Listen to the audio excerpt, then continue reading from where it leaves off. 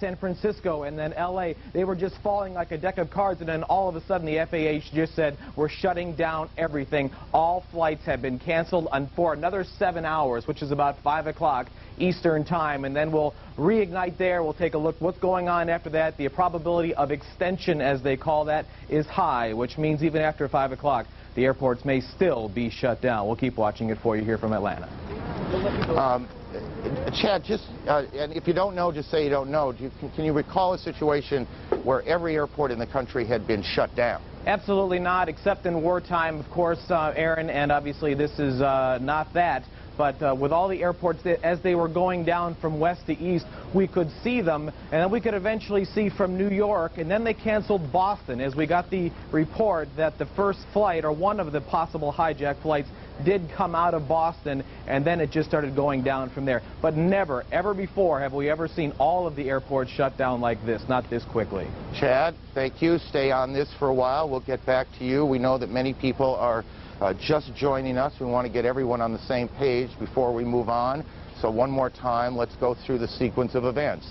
At about 8:45 Eastern Time, a plane crashed into the foremost of those towers that are the World Trade Center. That's Air Force One you see in Florida, the president on board.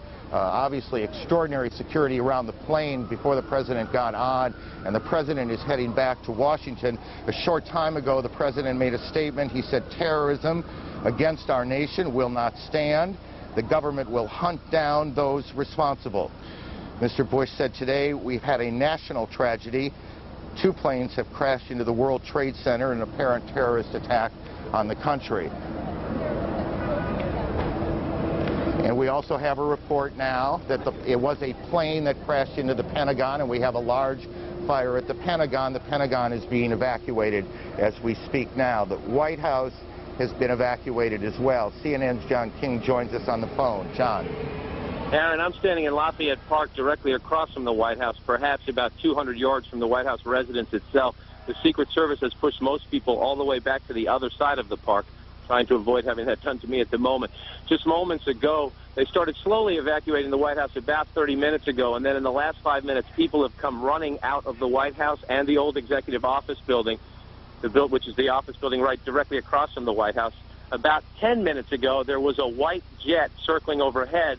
Now, you generally don't see planes in the area over the White House. That is restricted airspace. No reason to believe that this jet was there for any nefarious purposes, but the Secret Service was very concerned, pointing up at the jet in the sky. It is out of sight now, best we can tell, but they've evacuated the entire White House staff and the old Executive Office, as well as some townhouses that are government offices. Many of our viewers might know Blair House, where other international leaders stay when they are in Washington.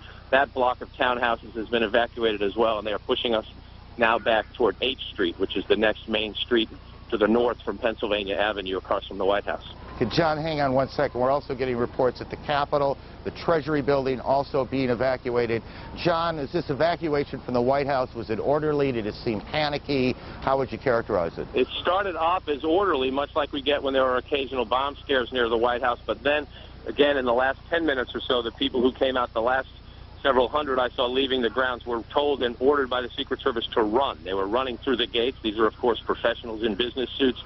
I'm also told that prior to that, and we don't know the current situation, that the Vice President and other administration officials on the scene were meeting in the White House Situation Room, which is in the basement of the White House. Whether they have stayed on the complex or not is unknown to us at this moment. I spoke to an administration official shortly after the President delivered his statement, who said obviously the operating assumption here is terrorism. The initial assumption, this official said, was that this had something to do, or at least they were looking into any possible connections with Osama bin Laden. The administration recently released a warning that they thought Osama bin Laden might strike out against U.S. targets. Just to add, John, a bit to what you've been saying, we're getting a report from Associated Press now that the White House was evacuated after the Secret Service received what AP is describing as a credible, a credible threat of a terrorist attack against the White House itself.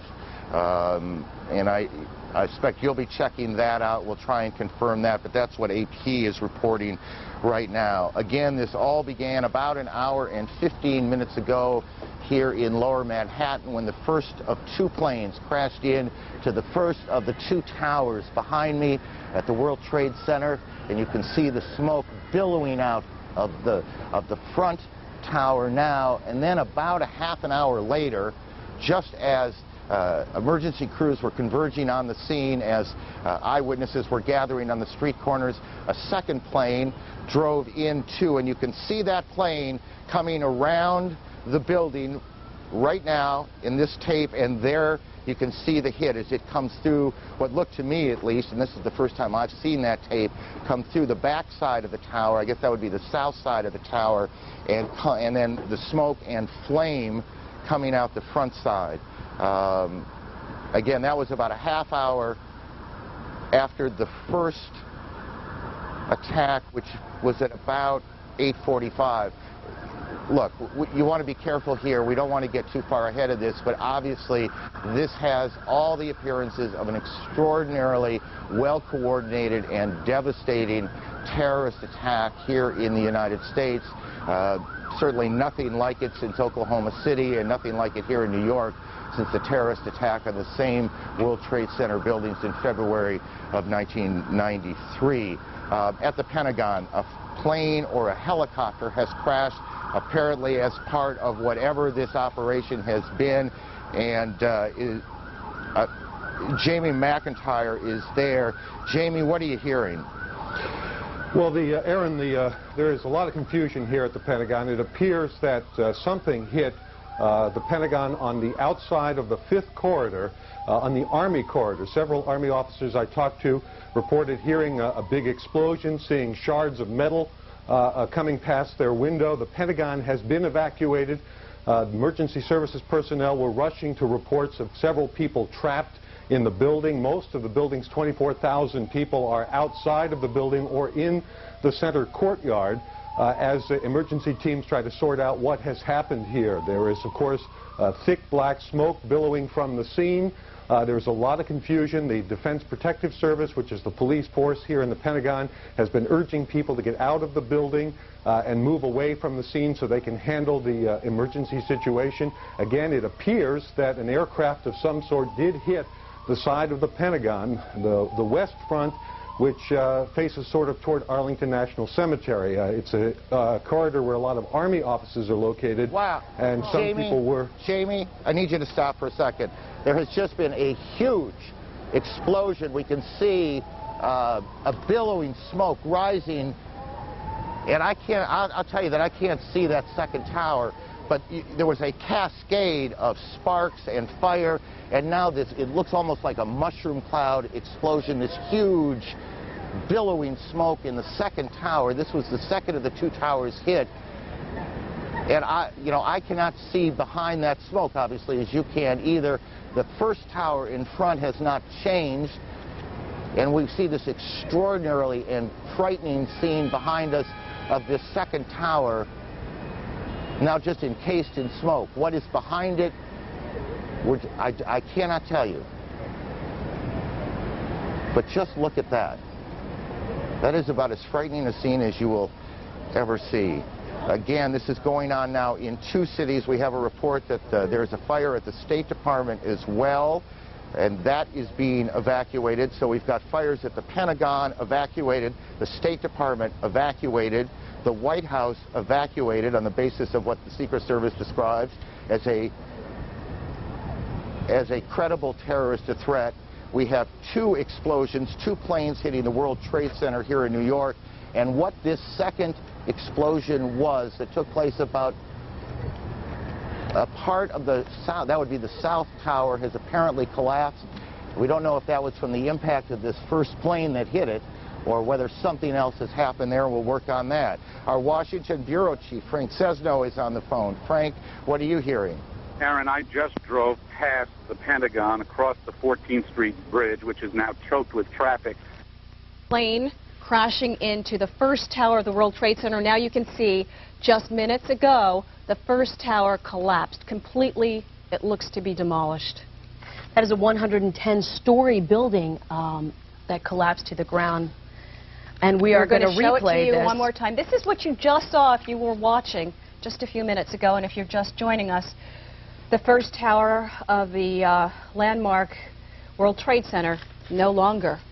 This is what it's become. We're slow-moing this, so obviously you can see it's sort of imploding if I can say that it is imploding, Yes. it is imploding and coming to the ground 110 stories. In front of our eyes. Obviously, our thoughts are that... With the people who may have been inside at the time this happened, and how, and who, and why. Absolute devastation. You're looking at a live picture of Lower Manhattan here. The landscape just completely Vanished. gone. Oh. And what a beautiful, clear, incredible day this started out as. And it has turned into a day of just complete devastation. And of course, Lynn, a lot of people living in the surrounding boroughs, I'm sure because it is such a clear day, can stand outside and see it and see witness it. What's unfolding Right. before our very eyes as the two of us are watching this. And everyone with us here in the studio, it's just incredulous because no one would imagine that this could happen anywhere, let alone here in New York City. We're also being told that, again, at this point, most public places of transportation have been shut down. All airports shut down. Penn Station shut down. Also, other government institutions, including the Treasury and the State Department, are being evacuated in Washington, D.C. Paul Begala, according to the AP, a Democratic consultant, said he witnessed an explosion near the Pentagon. He described it as a huge fireball, a huge orange fireball. He said another witness told him that a helicopter exploded. We are going to go once again to the explosion that just occurred. And this, again, is the first tower of the World Trade Center. Twin Towers. It's folding before your eyes. We first reported to you that there were reports of a first plane that may have been hijacked from Boston. Now we're hearing that that second plane may have. These are reports now. This is unconfirmed. That this report is saying that the second plane may have come from Newark Airport, and as a result of that second plane, there was sort of a wow. Look at that close-up shot to the utter chaos that is kind of on the ground here. Unbelievable. Then that's the first shot we've been able to get close to the scene on the ground. You can see complete chaos. We've got right now Jeremy Fox on the line. He is an eyewitness. He lives in the vicinity. Jeremy, can you hear us? I can hear you. Tell me what you're seeing right now. Everything is white outside my window. What happened, I saw the second building below, and it just crumbled down, and I saw the core of the building slowly crush to the ground, fall to the ground. Out my window now, I can see nothing. Everything is white. What I saw before was people running in front of the hospital, running all over on the streets, running away from the west side, because I live on the east side, close to the FDR. Everything outside is pure white. You can't see a thing. I live across the yard from me, about 100 yards, is another building. I can't see 2 feet in front of me. I had to close my windows because it's so smoky down here. What are the people around you saying? What's the reaction around you in that neighborhood? Pure horror, it seems like. It seems like people are running away for their lives, like they don't know what's going on. Pure confusion. I myself, I don't know. I live so close. I'm like, I can't imagine what just happened. I'm like... Where do you live, Jeremy, for the folks who are just tuning in? I live on Gold Street, right across from the Beekman Hospital, where they're taking all the patients. Jeremy, I saw them bring a lot of patients in before. Jeremy, obviously, can you please tell us, I mean, we were watching the tower go down. Can you please describe to us, on the ground, what did that look like? I'm not on the ground. I'm on the 26th floor of a building across the way. Right now, you can see nothing outside. When it went off, the second building, you saw an explosion, and then you just saw a humongous cloud of smoke go up, and you saw the building start to fall down, and then you saw the core of the building just start to disintegrate into itself. There's ashes on my terrace everywhere. You can't see a thing. The smell is horrible. I smell smoke everywhere. Did it look like an implosion that internally, was it that when the plane crashed, I mean, was there another explosion inside that vicinity of that area, almost like a... We're speculating here, possibly a bomb? I couldn't... The second building, both buildings were just burning, and like they're constantly burning.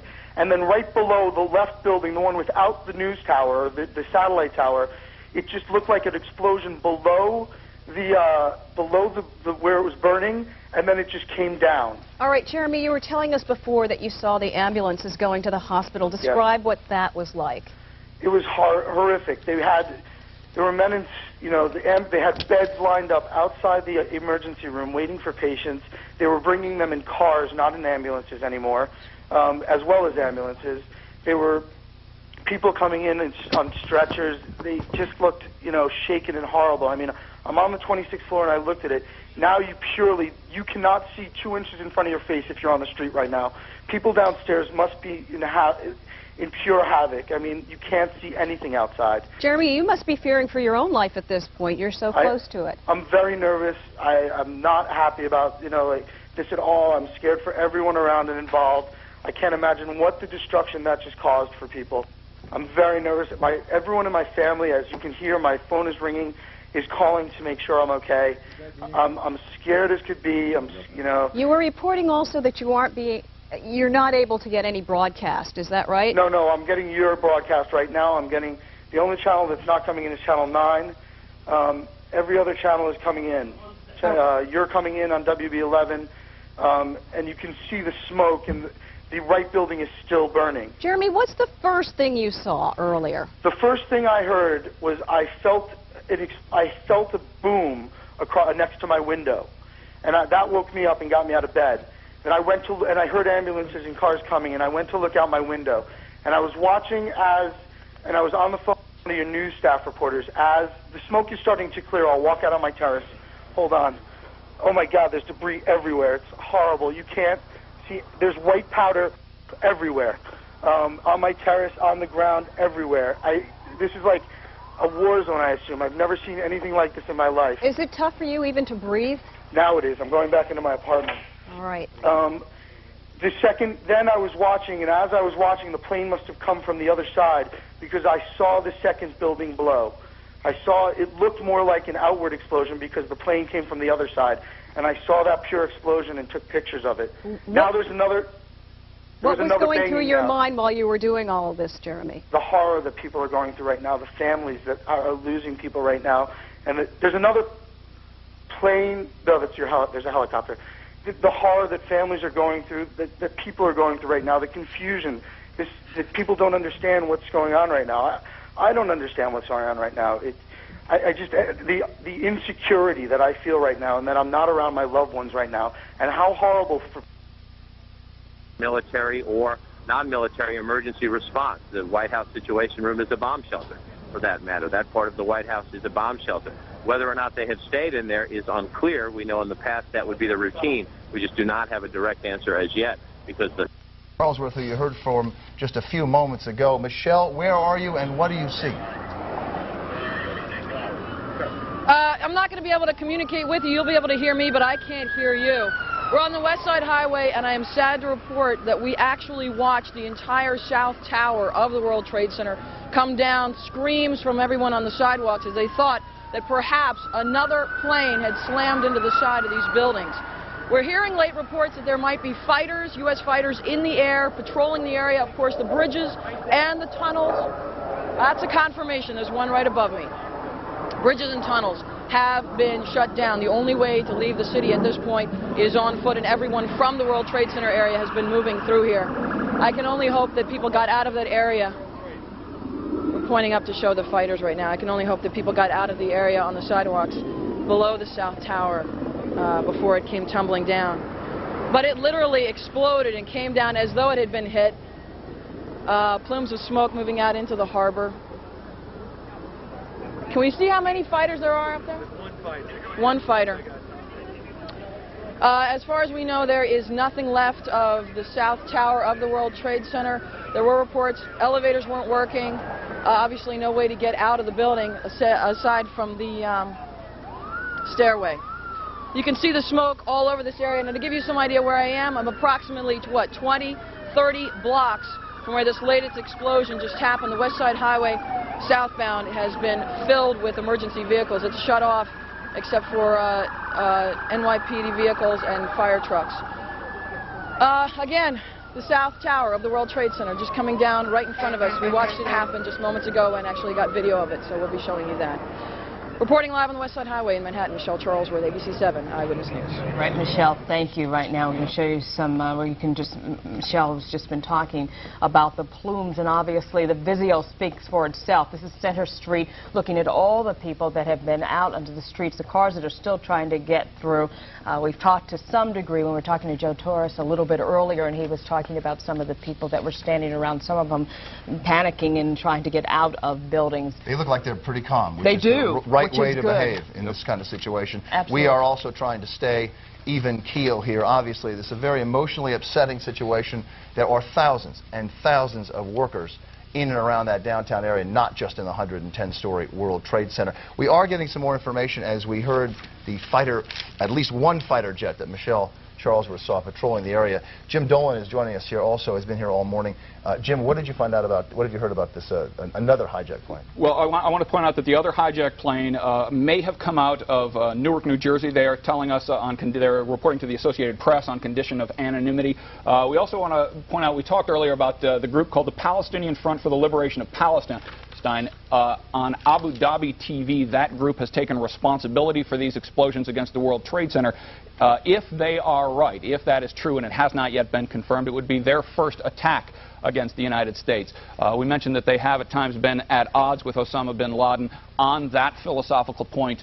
In particular, it appears that they have changed that. This would be, if it is confirmed later that they were responsible, this would be their first attack against the United States. Those fighter bombers that we spoke about earlier that we have seen in the area, that's the cavalry. They are in here now to make sure that the airspace is clear, to make sure that nobody is in that airspace who shouldn't be there, to make sure that there's not a third attack, at least by air. But when you talk about this organization that has been at odds with Osama bin Laden, at the same time, how powerful, what kind of indication, what has been their past activity, and even a leader? You know, we're looking into that right now, but one of the things we know is that in the past, we didn't believe that they were well enough financed nor well enough organized in the United States to pull something off like this. It appears that they may have slipped onto the radar screen, at least to that degree. Yeah, one hijacking could be a stroke of luck.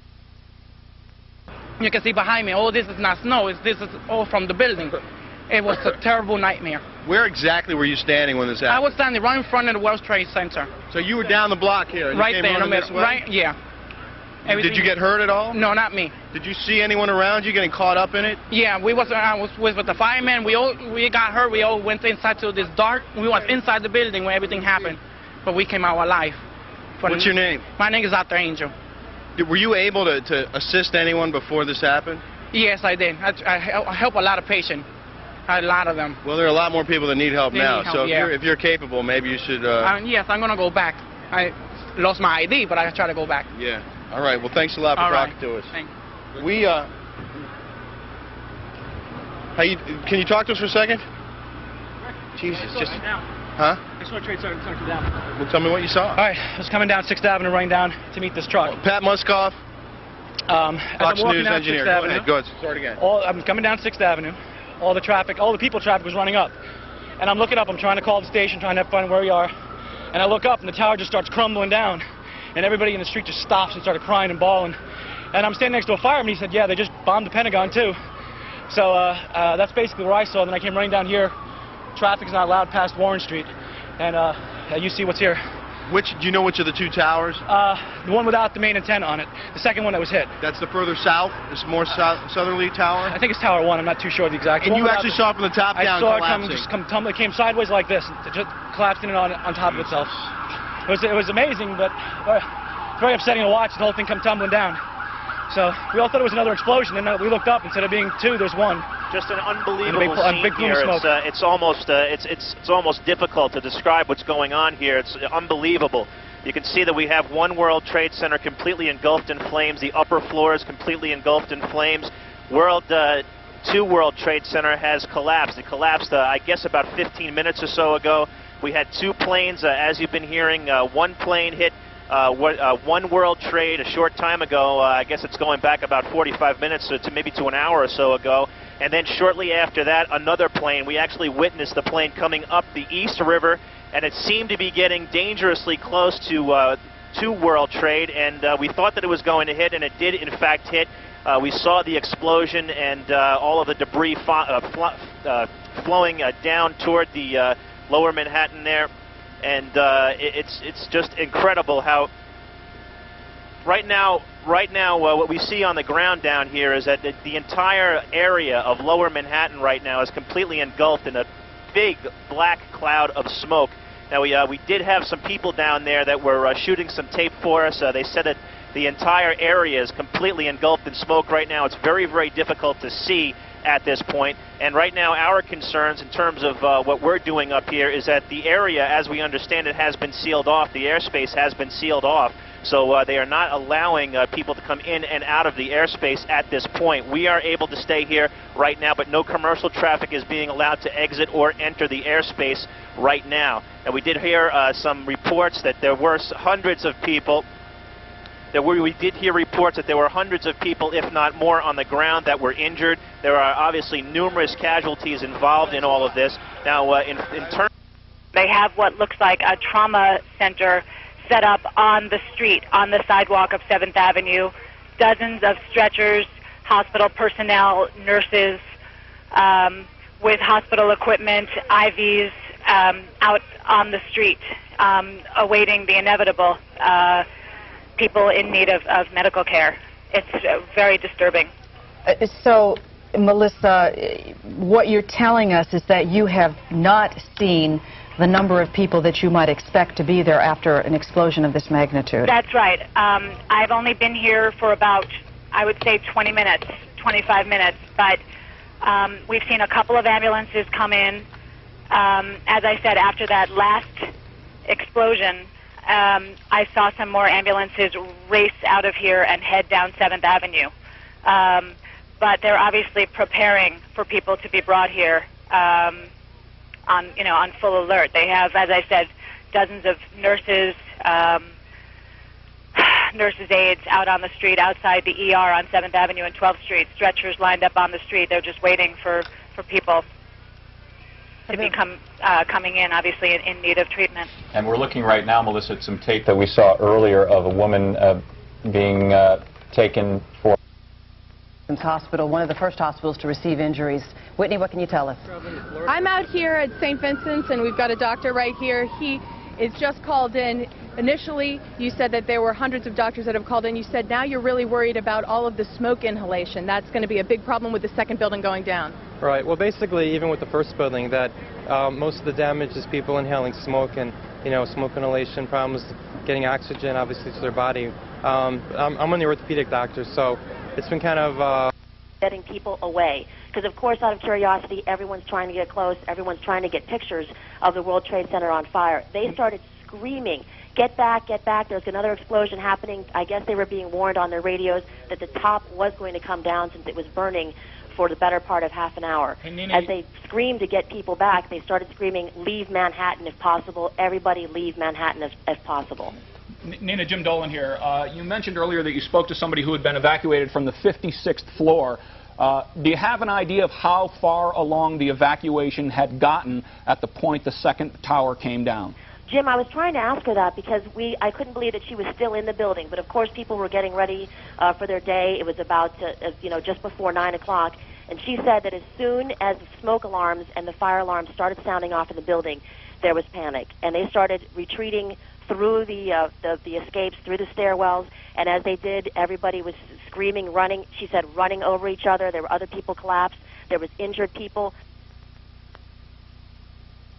That came in and was coming too fast and too low. And the next thing we saw was it go down below the side of the road, and we just saw the fire that came up after that. How large was the explosion? It was large. Was there sound as well? That I can't verify because the windows were up in the vehicle. Was it clear to you what had happened? Yes, definitely. At this point in Lower Manhattan. Manhattan. It's just such enormous structures. They are literally blocks high, and blocks around the structures are going to be affected by the collapse and the threatened collapse of the second one. We are just beginning, everyone, to scratch the surface here of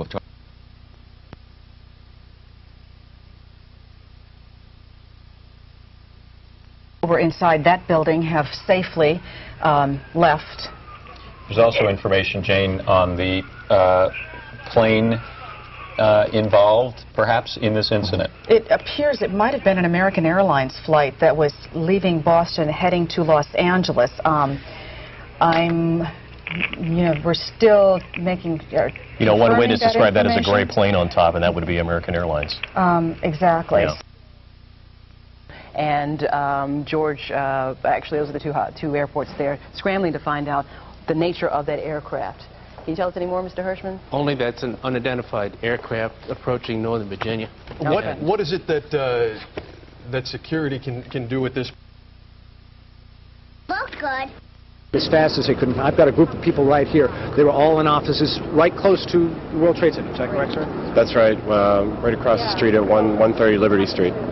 You heard the explosion, and then what did you do? We heard the explosion, and we didn't know if it was a earthquake or whatever. And they came on the PA system and said it was a bomb, but then we heard it was a plane. So then we went back upstairs because we thought everything was okay. And then we actually didn't see the second plane, but we saw the explosion hit the other tower, and planes just came flying towards us. And that's when you ran? That's when we went to the other side of the building and then waited to hear from the PA system. Then they said they were evacuating everybody. And then we just walked all the way up Broadway, and glad we did because the whole building came down. Just got out of the area as far as possible. And you've been trying to get through on a cell phone, too. That's been the other thing people are trying to do. Have you gotten out? No, not at all. Some of us have. Some of you have got, you just managed to get a call out on your cell phone. You're and trying to call friends and loved ones. Just wanted to call my husband and let him know that I was all right. This is terribly frightening. Oh my God, it's so upsetting to know that there are all those people that, people come into work early down here, and it's really horrifying. You were in work today. You're still in your work clothes. You evacuated along with all your friends here? Yeah, I was with these guys. We were by the glass, and we saw huge pieces of flaming debris fall, and the building shook. And then, like he said before, we looped around. We went downstairs, went back up, and then we saw the second plane hit. And then shortly thereafter, we evacuated the building. You stopped here. You turned. It's what everybody's doing all over the city. They get to a spot, they turn, and they watch. And you almost have to watch. Yeah, it's surreal. It's like watching a movie. It's surreal and it's horrifying at the same time. What was that? Yeah, the top of the building. When we turned around, we just saw a big pile in the road because it had just fallen down. The whole thing is gone. And now, of course, number 2 World Trade Center. That's going to go down too. It's gone. And then what we're looking at, spin around, we can see the picture from, this is from where we're standing. We're a good 20 blocks or more from the World Trade Center as we're standing here, and you can see the flames. You see where the hole is, and you can see how the original hole is, which is in the middle of the building. And if you look at it, you can see how the hole has grown. Also the flames below, maybe 10 floors below now, those flames have spread from the original fire. We've seen with binoculars, there have been people out here with binoculars. They've seen people in the buildings. There are still people in that tower. Another ambulance screaming through the area. You were in that area today. Yes, I was on 299 Broadway when I felt a huge vibration. Thought it was an earthquake, didn't know what it was. People were running across the street, barefooted, some crying on the floor, almost like a stampede was occurring. Everybody just ran. This is where I'm at now. I don't know how many blocks I ran. I almost caught asthma by the time I stopped. Lost my cell phone. I can't even call my family right now. And that's the big thing, of course, all the New Yorkers are trying to do. Everybody who is in that area, everybody who's in the city today is trying to get through, either a cell phone or finding a store or something. I did the same thing, trying to call the family, trying to call a loved one, telling them that you're okay. Talk to someone who was in the building, had just gone into one of the World Trade Towers when it all happened. He said from where he was in the lobby, there was a flush of debris and a flush of fire down one of the elevator shafts. He actually was singed, and he was in the lobby. This gentleman here, where are you coming from? I was in the Century 21 building. So you were downtown too? Right. Our office points right at the buildings, and we're so accustomed to seeing people of all walks of life down in the lobby and everything, and every day, and then all of a sudden this happens at 9 in the morning, and fire came out from all sides of the building. And to us, we thought bombs went off or something, but apparently planes went. But it's a sad, very sad time for America. What we're going to do is we're going to turn back to the tower right here. We're going to send it back to you. And of course, what everybody is thinking is that our prayers are with the people who were in that tower. Back to you. Okay, thank you, Joe. Get an update on the State Department real quick. Apparently it was a car bomb that exploded outside the State Department. That's according to senior U.S. law enforcement officers. The State Department had been evacuated previous, apparently, to this bomb, so one can only assume that... What goes through your mind is, how did this slip past the FBI? How did this slip past the FBI? With all these different attacks in 2 different states, maybe our expert here... The FBI, what did the CIA do? The question you raised before we went off and... Cindy Hsu in the newsroom right now with further details. Cindy? Well, Mike and Lisa, we have more information on the schools. I know a lot of parents have to be concerned out there. Again, the New York City schools are in a lockdown, but they are told that the kids are being kept inside. Although the parents are welcome to come and pick them up, they will not be released from the school until the parents come to pick them up. We also hearing that there was no explosion on Capitol Hill. You know, this is so preliminary. We get so much information that it's going to change throughout the day, and at this point they're saying no explosion on Capitol Hill. Also, as you mentioned, the international flights are now being diverted to Canada, and air traffic is being stopped everywhere else. That's really all we have right now from the newsroom. Thank you. All right, thank you, Cindy. We'll check back with you in just a moment. Of course, Lower Manhattan, all the bridges and tunnels have been closed. A lot of the subways, at first we were hearing all of the subways have been closed. We're trying to get an update, especially going into Lower Manhattan. Those have been closed. Obviously, it'd be difficult to try to take a subway into and out of Lower Manhattan, considering all the smoke. The United Nations has been evacuated. The trading on the stock exchange has been suspended because of the bombings and the explosions. The only bridge that we heard earlier was that the outbound GW bridge was open, going out, trying to get everybody to go out. One of the concerns, of course, was that the Emergency Command Center was at 7 World Trade Center, which is across the street from Tower 1 and what was Tower 2, unfortunately, and that the Port Authority was based at the World Trade Center. President Bush did comment earlier. He called it an apparent terrorist attack, but then updated that. You're obviously very emotional. Jeanette, I know. I could totally understand that. Yes, go ahead, Jim. Johnny, as you basically informed some people what happened, assuming some people had no idea what was happening, what kinds of reactions are you getting from people? Oh, there look goes at this. the second tower. You're going to the second tower. You're looking at this live right now. Okay. Both towers now completely destroyed of the World Trade Center. You have no idea how many people may have been in those buildings. We have no idea. This is a major communication center for this city, for this country. Many government offices in those towers. Amazing video as you're watching it now. It's not video, it's live. It's right before your very eyes. The World Trade Center is gone, ladies and gentlemen. Both buildings collapsing from apparent terrorist attacks. And we want to just take you through this. The first explosion happened right after 8 o'clock this morning. We're being told that a plane was hijacked from Boston Airport. It flew into the second tower of the 2 World Trade Center towers. The second plane, coming 18 minutes later, flew into the first tower, into the middle part. Towers of the World Trade Center have collapsed. Whether there were second explosions, that is to say explosions other than the planes hitting them, that caused this to happen, we cannot tell you. Rose Arce, one of our CNN producers, is on the phone. Rose, what do you got? I'm about a block away, and there were several people that were hanging out the windows right below where the plane crashed, when suddenly you saw the top of the building start to shake, and people began leaping from the windows in the north side of the building. You saw 2 people at first plummet, and then a third one, and then the entire top of the building just blew up, and splinters of debris are falling on the street. Where I'm right now, there's a thick plume of smoke, and you can see crowds of people, including emergency service workers and police officers, running from the scene, screaming. And there's a school nearby where there were kids in the schoolyard. That has been emptied out, and they're running up the street now, too. The whole, sort of the neighborhood, I'd say several blocks up, is covered by this almost powdery smoke. Little tiny pieces of building you can see just floating in the wind around it. It's almost like a huge cloud had kind of enveloped that part of Lower Manhattan. It is just one of those awful moments that you need to look at for a minute or two to absorb exactly what has happened. 2 of the most recognizable buildings in the city of New York have been attacked, and both of them appear to have collapsed, at least in part. The second of the 2 collapses taking place just a moment or so ago, perhaps 2 or 3 minutes ago. There are also apparently coordinated attacks that have taken place in Washington on the Pentagon. The State Department has been evacuated. Just a few moments ago, as we said, and perhaps 20 minutes after the first tower collapsed, we turned around and saw what looked like sparks falling, and then the top part of tower number 1 collapsing. These are shots from the ground of that scene. There have been frantic efforts to get people out of the tower. Now this is tape, and you can see now whether that was an explosion or exactly what happened that caused that second tower to collapse. We cannot tell you. CNN's Kelly Wallace is on the phone with us. Kelly, where are you? What can you tell us?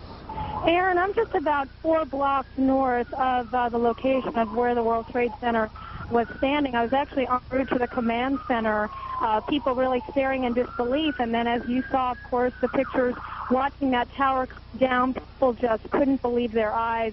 Police then pushing people immediately, people turning around and starting running ways blocks away from the site. There is black smoke and is covering the air. You see people covering their mouths with some handkerchiefs and their coats, and basically, it's an unbelievable scene. Most of the people have gone. The police are really pushing people away. There were a lot of people as I was making my way down here, Aaron, people just staring, getting on the cell phone, crying, recounting stories where they sort of, basically had seen what happened earlier today, trying to get in touch with loved ones, very concerned. And then, of course, some people watching the other tower come down earlier, and then a group of people then watching this other tower come down.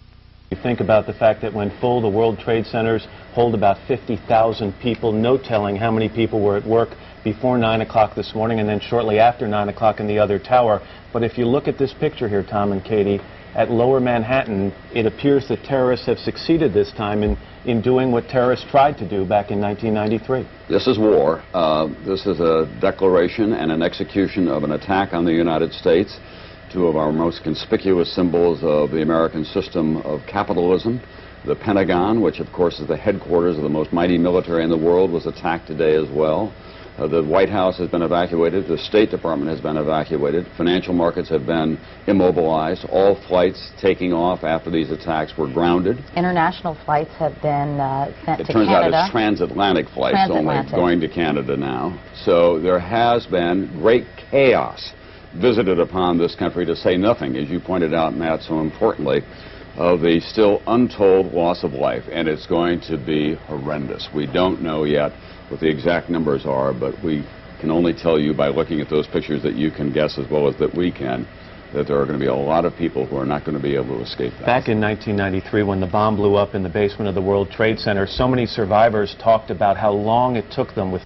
Also evacuating City Hall right now. And New Jersey is under heightened state of alert. So that's all we have now from the newsroom.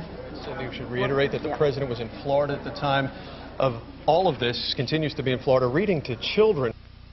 Traffic is completely being diverted from the UN, if you can get a sneak peek, because police have completely cordoned off that area, as obviously the UN possibly could be another target. A lot of people are just kind of walking around. You're as familiar with the city's plan or plans for these kinds of incidents as anyone in the city. In all honesty, does the plan cover the scope of what appears to have happened here? No, we have an Office of Emergency Management. The plans for responding to a disaster are probably as good as any in the world, but nobody ever would contemplate that we would lose the 2 World Trade Centers and in this manner. Tell me what's happening there, would you guess, in the sense that what are police doing? What's the...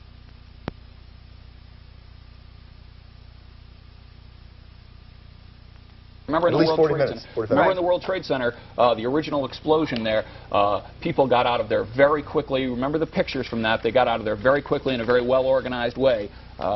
We can hope and pray that that the evacuation was well underway at this point as well. Good point, Jim. We do not know. Control Room, if I can ask you, when you hear of any information about injuries or fatalities, we would like to pass that on. shortly before 9 a.m. this morning. A second airplane unbelievably crashed into the second tower of the World Trade Center shortly after, about 18 minutes after 9. And then President Bush made his comment. He called it an apparent terrorist attack. Shortly after that, ladies and gentlemen, we understood that an aircraft crashed into the Pentagon in Washington about an hour after the attacks in New York.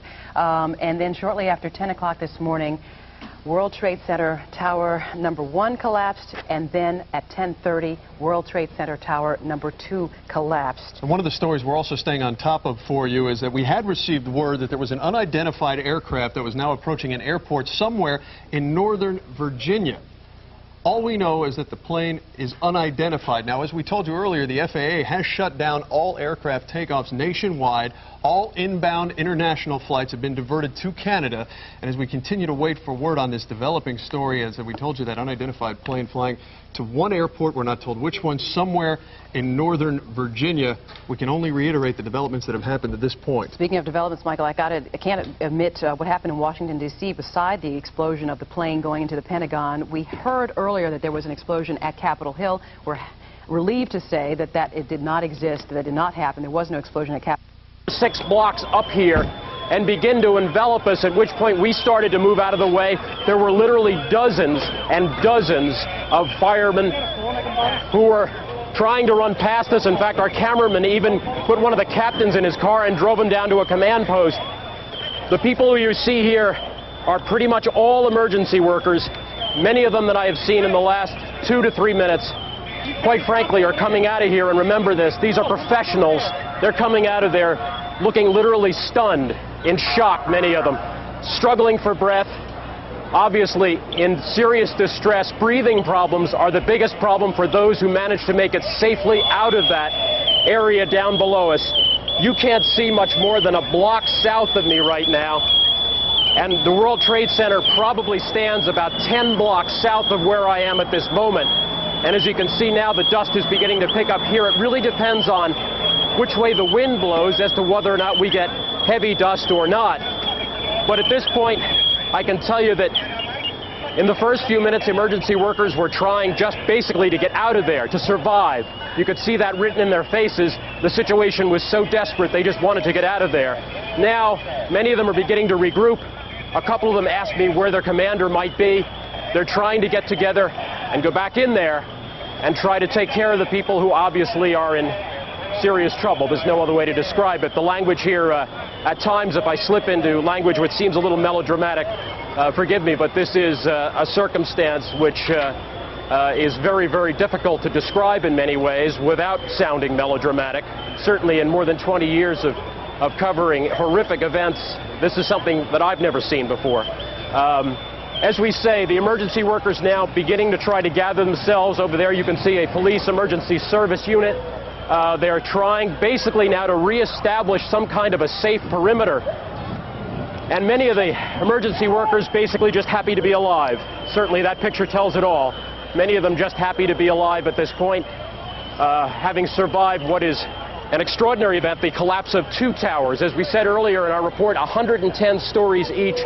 I will tell you that what I saw fall had to be at least 40, 50 stories of that building at first. The skeleton was left at about, I would say, the 50th or 60th floor after the shell, after the structure of the building fell down.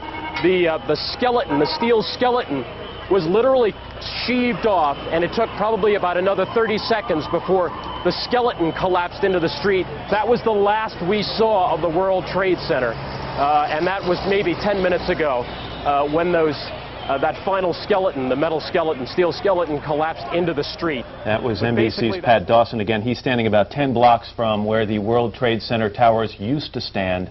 You're looking at the collapse of one of those towers right now. We now have an AP News alert out of Pittsburgh. Officials at Somerset County Airport are confirming the crash of a large plane just north of the airport.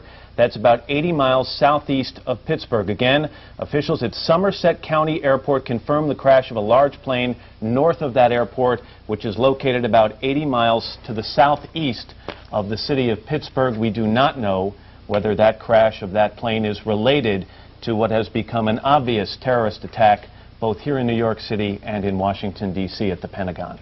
Matt, we just got a late word that State Department security officials are denying those reports of a car bomb at the State Department.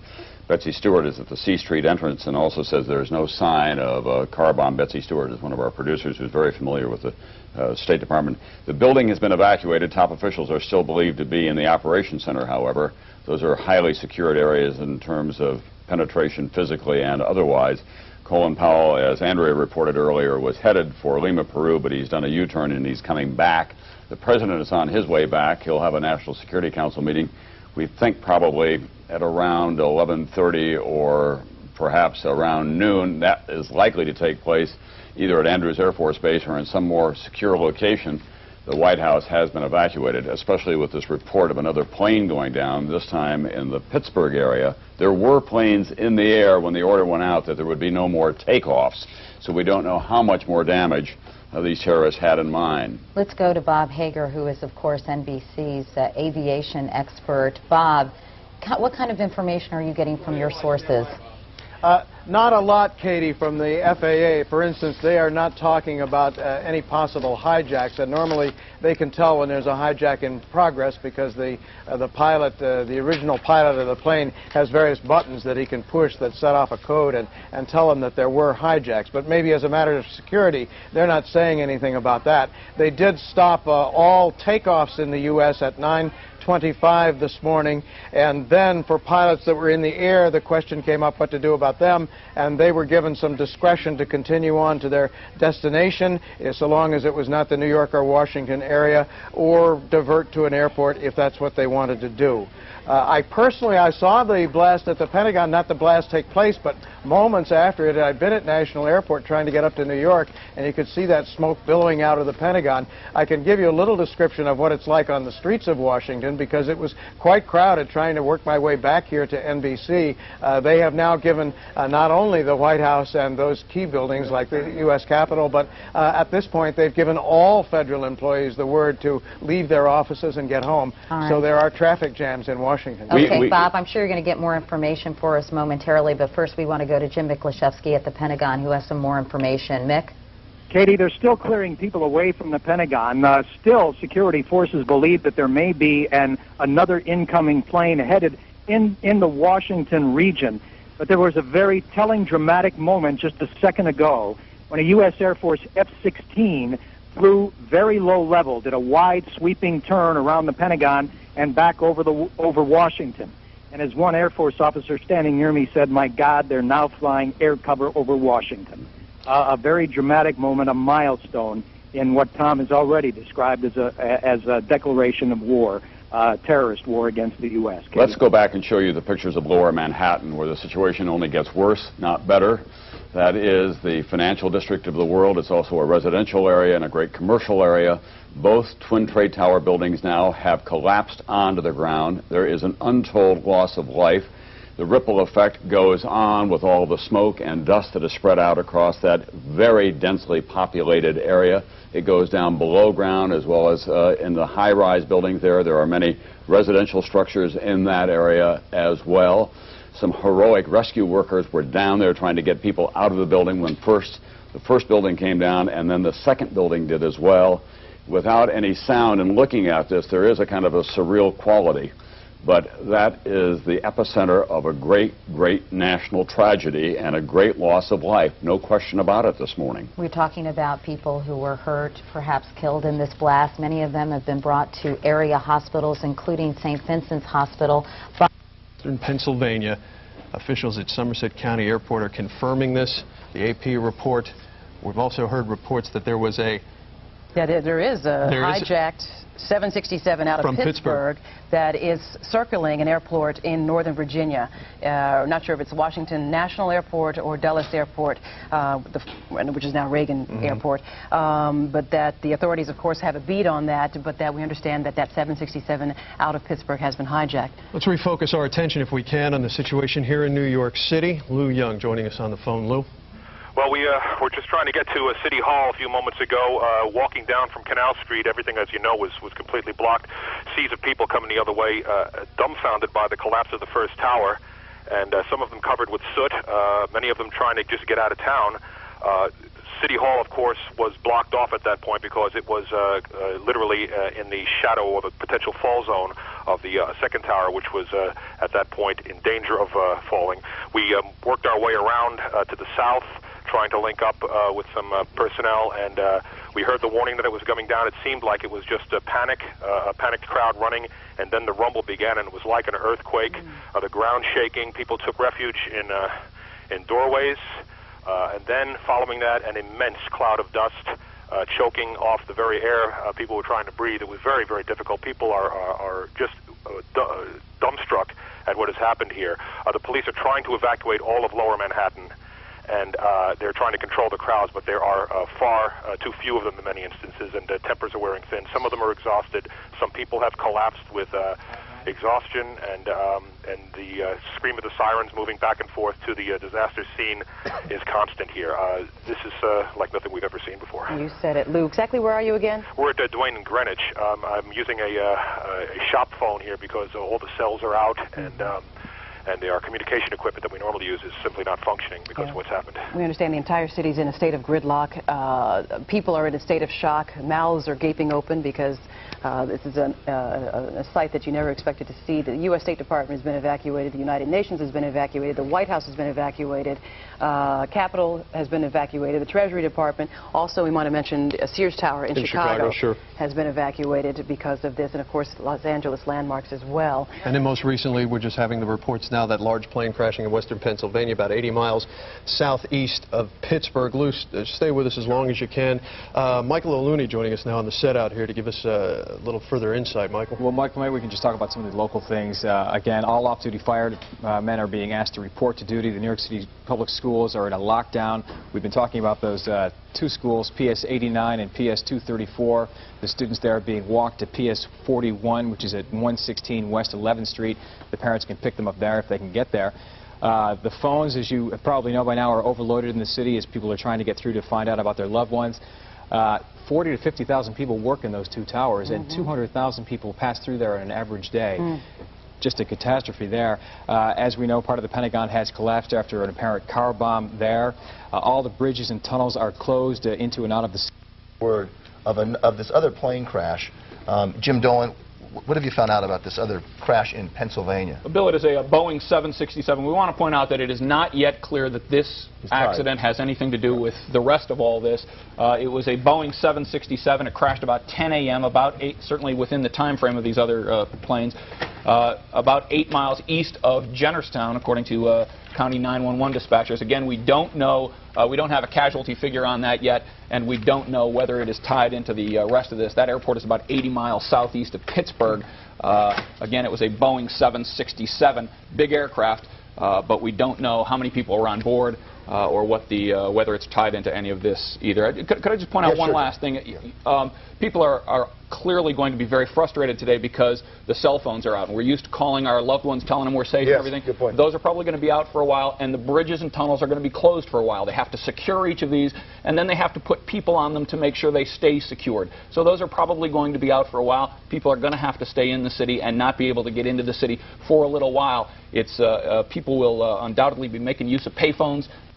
That tower, tower number 1, collapsed to the ground.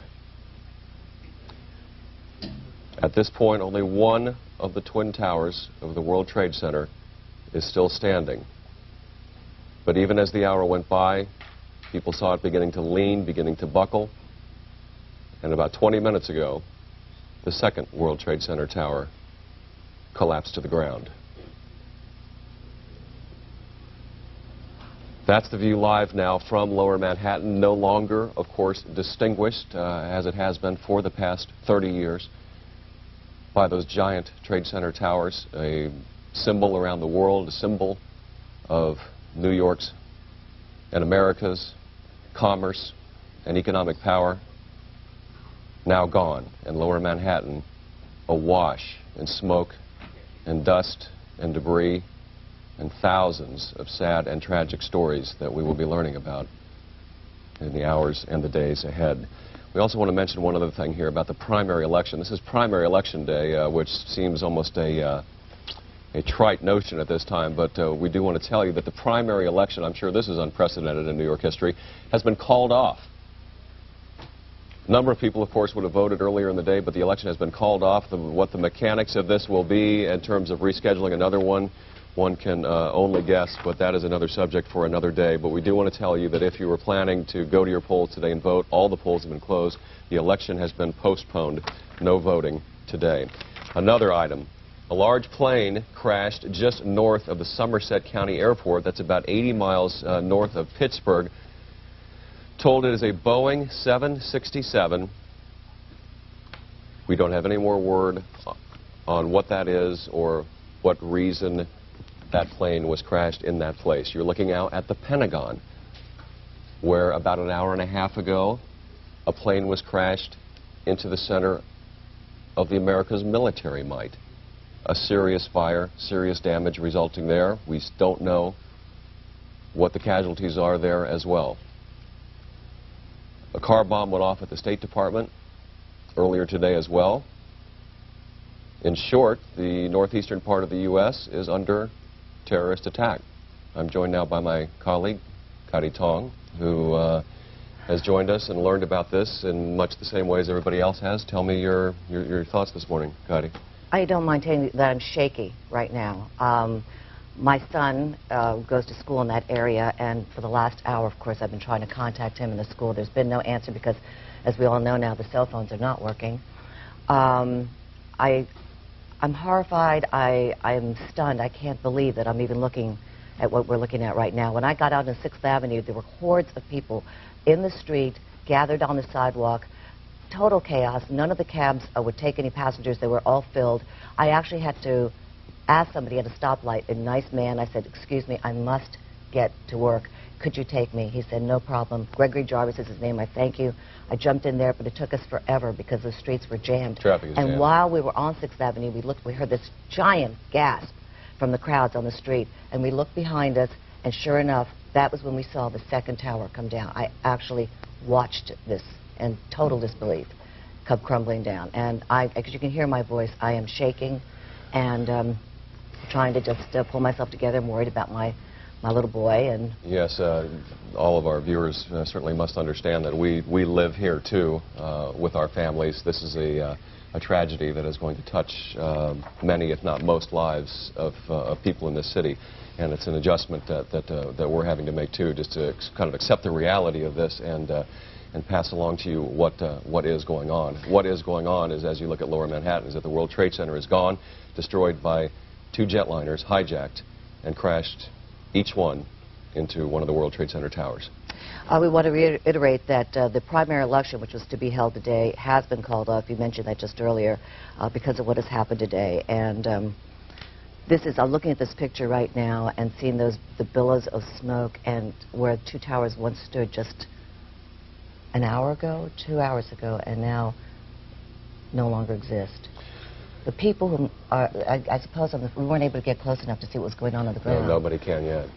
But certainly you have to think that the scenario of the buildings collapsing, although the anti-terrorism police and the security police and the emergency management people are the best in the world here in New York City, and one can only hope that there was time to get the people not only out of the building but away from the building as well before the collapse came. Having said that, we still don't know how many people were killed in simply the impact itself or on board the planes. The 767 that was hijacked from Boston that crashed first, we have no word yet on what was on that plane, but one can only assume that on a morning flight on a Tuesday morning that it was filled with travelers. We have an eyewitness on the phone with us right now. His name is Jeremy Fox. Jeremy, can you hear me? I can hear you. Tell me where you were and what you saw when this happened. I was in bed, and then when the first explosion happened and it rattled my apartment. Hold on, let me put my TV on mute. And then I got out of bed and I heard a lot of ambulances and sirens, and I went onto my terrace, and I live east of the Twin Towers, and I saw the explosion of the second plane. I couldn't see the second plane coming in. And here's a look at that second plane hitting Tower number 1. Yeah, I saw that exact, and it was horrific, and it was a firebomb. I took pictures of it, And then I called all my friends to make sure they're okay. And then I was sitting out watching, I was on my terrace watching, you know, the fire and the horror and the ambulances downstairs, because I looked down onto the emergency room of Beekman Hospital, NYU Downtown Hospital. And as I was watching, the left building without the tower, without the satellite tower, blew. All right, Jeremy, hold that thought for just one moment. We're going to go back outside here to 42nd Street, Sukanya Christian, with someone who was close to the action. Ron in Santa, as a matter of fact, it appears to me. That's right, Jim. I'm with Ron in Santa. Ron, obviously you're making the trek from the World Trade Center. Can you just tell us where were you when this happened, sir? Well, I was fairly close to the building, actually. I was on my way to cover the event for CNBC, and as we were walking across to try to get to the West Side Highway where we thought our trucks were, the south tower started to collapse, and we were fairly close to it, and it started to rain down debris. My cameraman and I ran, and I ditched around a corner, and there was just debris falling everywhere till it was pitch black, and you couldn't breathe. I ducked into a car and stayed there till it just got light enough to get into a building, and then we stayed in there and then hooked up with some police and drove up here. It was as bad a thing as I could have imagined. I mean, honestly, I thought I was going to die in the car because it wasn't getting any lighter. Can you just tell me, what was the scene like outside when you were able to emerge from the car? What were you able to see? You're obviously covered in thick soot. Well, I mean, if you've seen movies about a nuclear winter, that's kind of what it looked like. I mean, it was a deep gray haze with just a few blinking lights that you could see on police cars, and maybe some small lights coming out from the inside of buildings. But you couldn't see much, and we just stayed in the building for a little while and then caught up with a couple police officers. Were you down there when the second tower went down at all, or no, at that time where you were able to get out? I don't know if I was, because I don't know what time that happened. We were inside a building that was probably about 3 or 4 blocks away, and then we just worked our way around the south side of the island with a couple of policemen, and we picked up some injured people on the way up and dropped them off at the hospital. Tell us about the injured people. I mean, what were you able to see? I mean, were there people lining the sidewalks? I mean, how severe? Well, the injuries that I saw were not terribly severe. There were some bloodied people. The policeman that we picked up had a deep gash in his forehead. One woman that we also picked up, the police officer picked up actually, had shrapnel in her arm. She didn't know what from. Ron, when you made your way up here, do you think people are aware of what exactly is happening here today? I think, you know, the early reports were fairly comprehensive about the various activities that are going on elsewhere around the country as well. And I think as we walked up here, most people kind of were fairly well apprised of the situation. Now, as for what else is going on, I think, you know, it's kind of hard to get in touch at the moment. All right, thank you very much. Thank you very much. We're glad that you're doing well. Ron in Santa of CNBC, he was obviously down there at the World Trade Center. You could see by the way he looked, obviously, he was there when the first tower went off. He recounted for us that he had to almost duck into a car to catch his breath and to stay alive. He said that if he didn't get that car, that he wouldn't. Obviously, you can see a lot of people kind of surrounding here, a lot of people just walking around unaware of what's really going on. Ma'am, do you know what's going on, or where are you headed to? No. Sir, were you evacuated from your building? Yeah, we were in United Nations. Yes. We have been evacuated. Can you tell us what they're saying to you at the United Nations? They say that the essential staff could stay, but all the people who were not essential, that didn't belong to the Security Council, had to leave. All right, thank you. Just to give you an idea, Kaidi and Jim, just take a look at 2nd Avenue over here. It's pretty much turned into a pedestrian mall as pedestrians are pretty much taking over the street as people are just trying to find a place to go. A lot of people have been asking questions as, are the trains working? Yes, are the buses working? I would say that a lot of people's concern at this point is now, even though it's not even noon yet, is how are they going to get home tonight? Right, how do they get out of the city? It appears there's no way to get out of the city at this point. There appears there is no way out of the city. If you can come over here, this is a scene that we're seeing over and over again. We don't want to intrude on their space, but obviously a lot of people emotional here, taking a moment, trying to realize. Now, at the time, I was back on the corner again of Broadway and Park Place. At that time, the police started running toward us, telling everybody to move who was left on the street. I looked up, and that's when I heard the, pardon me, that's when I heard the explosion. That's when the second tower came down. Again, whoever was left on the street started stampeding. I'm in the office. Right now, I'm in the main building of Pace University. People are crying. They have gas masks on their face. Authorities are making people go toward the basement. They're just doing anything that they can to move people away from the financial district. But again, it is a very horrifying scene down here, very eerie, Okay, like a ghost town. Patty, let me interrupt you. Mayor Giuliani is on the telephone, is part of New York One's coverage. We join our affiliate for that. Mayor Giuliani, since we have New Yorkers listening, and obviously their thoughts are with the people who are down there. Urge them to remain calm, to remain at home, or to remain at their place of business, unless they're in Lower Manhattan. By that I mean south of Canal Street. If you're south of Canal Street, get out, walk, and walk slowly, carefully. There are plenty of police around, but just walk directly. If you can't figure out what else to do, just walk directly north. That'll get you out of the dangerous smoke area. It'll also do us a big favor. It'll open up those streets because we're going to be moving a large number of ambulances and emergency personnel in and out of there all day. I've talked to the governor. He is putting the National Guard on alert so that they can relieve our police officers and our firefighters later this afternoon. And we've asked the federal government for help from the Urban Search and Rescue Team. So right now, we're using all of our police and firefighters and emergency personnel to help the people down there. Later on, we're probably going to need reinforcements. Mayor Giuliani, I realize that it must be more than a chaotic situation, particularly since the bunker has been compromised and cordoned off.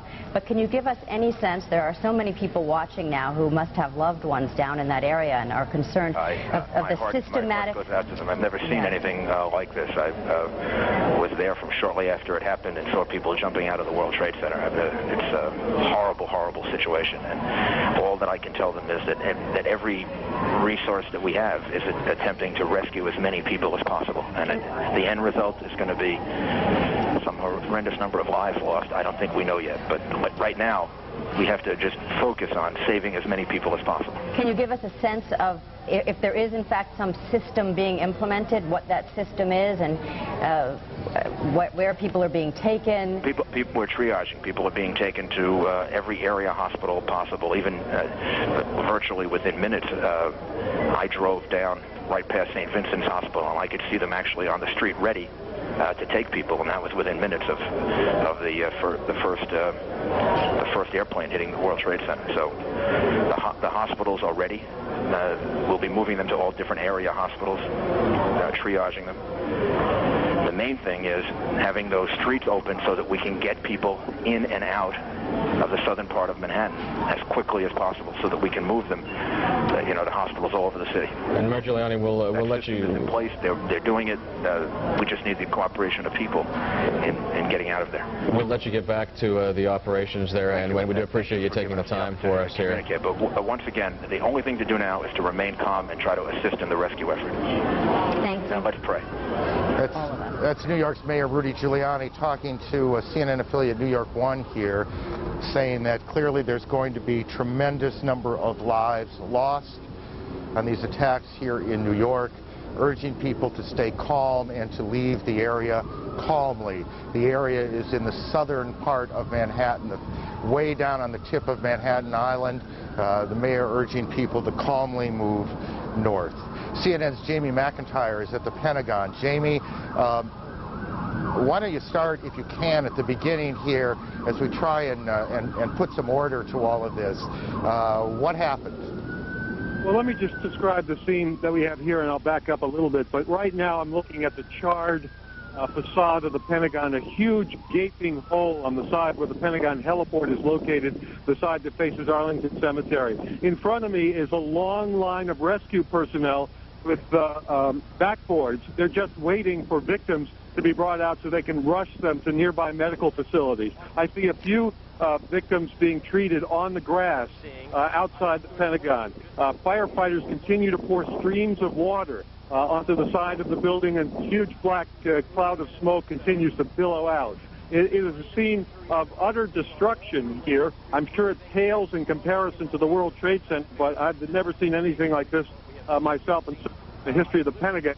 There's been nothing like this. Again, a huge gaping hole. You can see the exposed 5 floors of the Pentagon offices just ripped apart.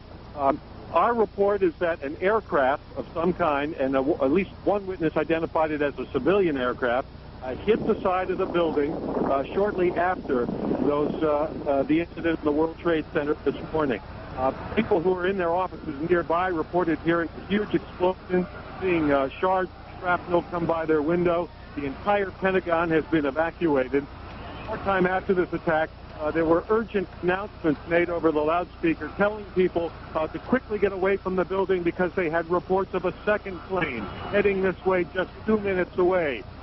F-16 jets were scrambled over the Pentagon. I saw several of them go by, but no second plane ever materialized, and the building remains completely evacuated as firefighters continue to pour columns of water on the devastated side of the Pentagon, and rescue personnel continue to whisk victims away. We have no report at this time of how many casualties. Clearly, dozens and dozens of people have been hurt, and we presume that there have been some deaths as well. It's hard to imagine otherwise, considering extent damage at the side of the building. And I can see just some of the windows beside a stretch of the building, perhaps 40 or 50 feet wide. Just looks like it has collapsed under the weight of the impact. Aaron? Jamie, thank you. So we have planes hitting the Pentagon, or plane hitting the Pentagon, 2 planes hitting the World Trade Center's towers in New York. Alan Dodds-Frank joins us on the phone in Lower Manhattan. Alan? Aaron, just 2 or 3 minutes ago, there was yet another collapse or explosion. I'm now out of sight. A Good Samaritan has taken me in on Duane Street. But at a may have been responsible. Obviously, it was a very sophisticated organization, carefully coordinated. It had to... Shards of glass sparkling in the sun, and then just smoke, and it was gone. It was just gone. It was... I'll never forget it. It's ingrained in my... Fabg and others have told you, all of Manhattan is covered, downtown Manhattan is covered with thick white ash and building material. The ambulances have been coming now from as far as Long Island. All the rescue workers are being equipped with gas or face filter masks, and firefighters have been arriving even by pickup truck. Otherwise, the streets are now deserted. Alan, thank you. Alan Dodds-Frank in Manhattan. A little more on this plane crash, which is the 4th incident, if you will. There was the plane crash at the Pentagon, crashing into the Pentagon. There were the 2 planes that hit the World Trade Center here in New York. And we don't know whether this 4th one is related or not, but the report is that a 747 en route from Chicago to New York City crashed in Somerset County, Pennsylvania, about 80 miles to the southeast of Pittsburgh, Pennsylvania. That's the incident. That's what we are hearing. Started crying and bawling. And I'm standing next to a fireman. He said, yeah, they just bombed the Pentagon, too.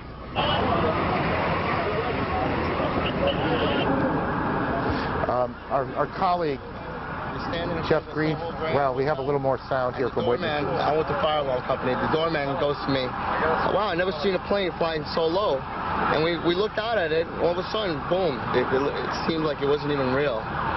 And we came running over here closer to the place, and all of a sudden we saw the other explosion. I don't know.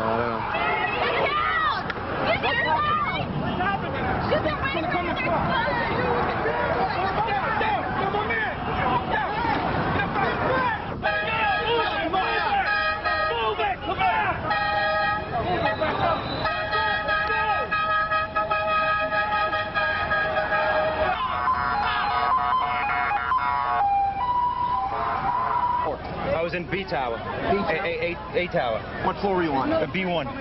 What floor? First one. What happened? Tell me. When a big explosion happened, some guy came out. His skin was all off.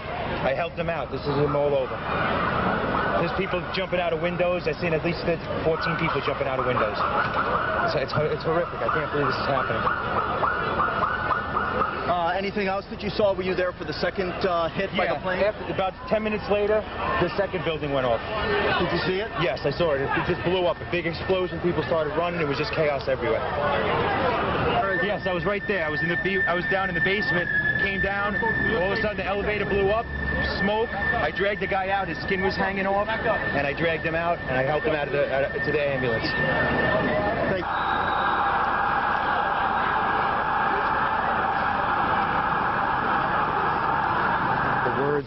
the words of some of the witnesses here in Manhattan this morning, and the pictures of what will, I suspect, before this is over, go down as one of the most horrific days in our lifetime. We're joined by our colleague, CNN's Jeff Greenfield. Aaron, you know what? In 1993, when terrorists bombed the World Trade Center, their plan was to knock one of the towers into the other, bringing them both down. That disaster was averted, and bad as that was, in a sense, America was lucky. Another terrorist attack in the planning was interrupted to blow up the Lincoln Tunnel and submerge dozens, maybe hundreds of people. At the eve of the millennium, a suspected terrorist, was intercepted, you remember, at the Canadian border on his way to Seattle. And I know that not so long ago, former President Clinton, in a private talk to a group, ruminated on how lucky the United States has been over the years with the combination of luck and the skill of anti-terrorist people, to avoid such things. What we are seeing now is nothing less than the worst nightmare that one could imagine come to life, probably worse than anyone could have imagined. You may remember that Tom Clancy wrote a novel that ends with a terrorist hijacker crashing into the Capitol. The worst act of terrorist violence on American soil, the Oklahoma City bombing, killed fewer than 200 people. All we know today is that tens of thousands of people worked in that complex that has been destroyed. And I hate to say it this way, but this may be the day that America's luck ran out. Well, it is hard, isn't it? I mean, you look out here, and you see the Statue of Liberty to the right, and these buildings off to the left, the attacks on Washington. We don't know a lot about who's behind this or what this is all about, but the symbolism of these attacks is extraordinary. CNN's David Ensor is in Washington, and he joins us. David? Aaron, I'm talking to U.S. officials who are obviously working on who's responsible for this. Their working thesis is that this is overseas terrorism, not domestic. They say they cannot rule out additional attacks yet to come. In terms of claims of responsibility so far, there is an Agence France-Presse report in which a group with the word Palestine in the name claims responsibility. And there is also a report quoting personnel close to Osama bin Laden, the fugitive Saudi accused terrorist, denying that that group was involved. But again, U.S. officials say they can't shed any light on whether these reports are correct or incorrect. Usually when this kind of attack occurs, you have claims of responsibility from all sorts of people who had nothing to do with it. So it's a very fluid situation at this point. But the Central Intelligence Agency of the United States has been evacuated from its headquarters in Langley, Virginia. There are some key personnel still in the headquarters, but the operations center has been moved elsewhere. U.S. officials saying they don't want to talk about where exactly the headquarters staff and operations staff has been moved to. But that staff is focusing now on trying to find any shred of information that could help the U.S. government figure out who is doing this and how to put a stop to it. Aaron? David, you tell me if I'm right or wrong here. As a practical matter, there are not a whole lot of groups that the United States government knows about that are sophisticated enough, have the kind of money, the resources to pull off something like this. Fair enough? That's absolutely true. And obviously, despite the denial, attention will quickly turn to the bin Laden group because it has long tentacles. It has connections with all sorts of other groups. We saw at the Millennium a group of Algerians apparently involved in trying to arrange bombings in the United States, and now there is evidence being produced in court sessions that those Algerians were working for the bin Laden group. So that group certainly will come under immediate suspicion. There are very few others that could have pulled this off. Right. I mean, just because of the enormity of it all and the sophistication required to stage these multiple attacks, this is not something some small cell can pull off. This is obviously a group or groups,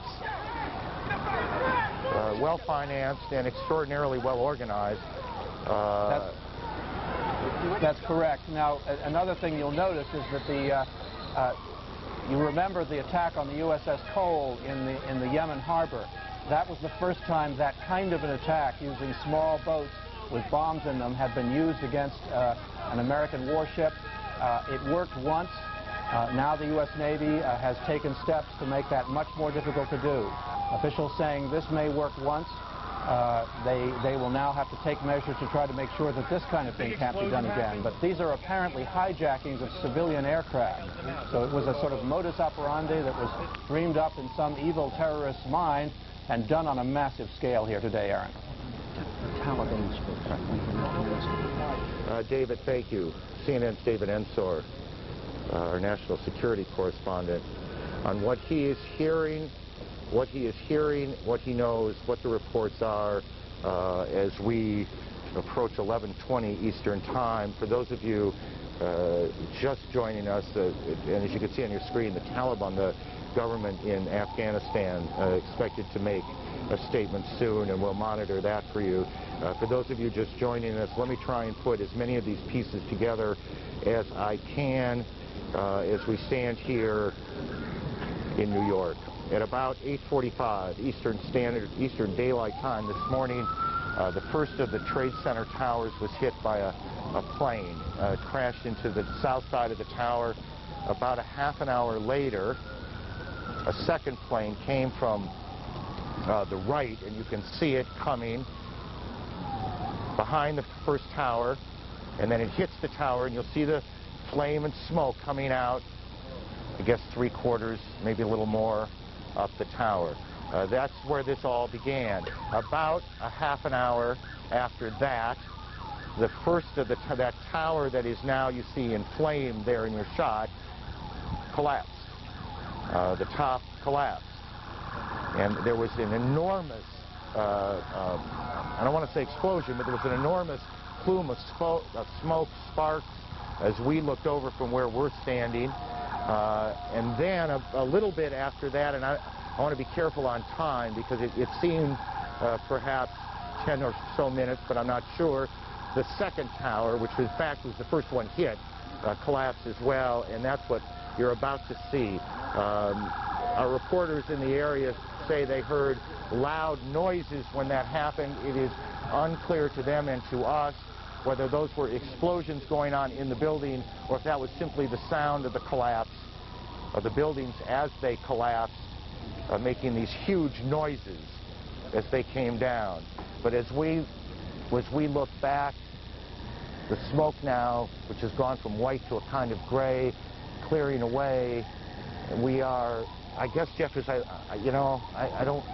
want to know what's behind the smoke, but I have the worst feeling is that very little. And the fact is that we've already been hearing from even the fragmentary reports from people on the ground, stories beyond horror, people jumping out of windows because of the flames.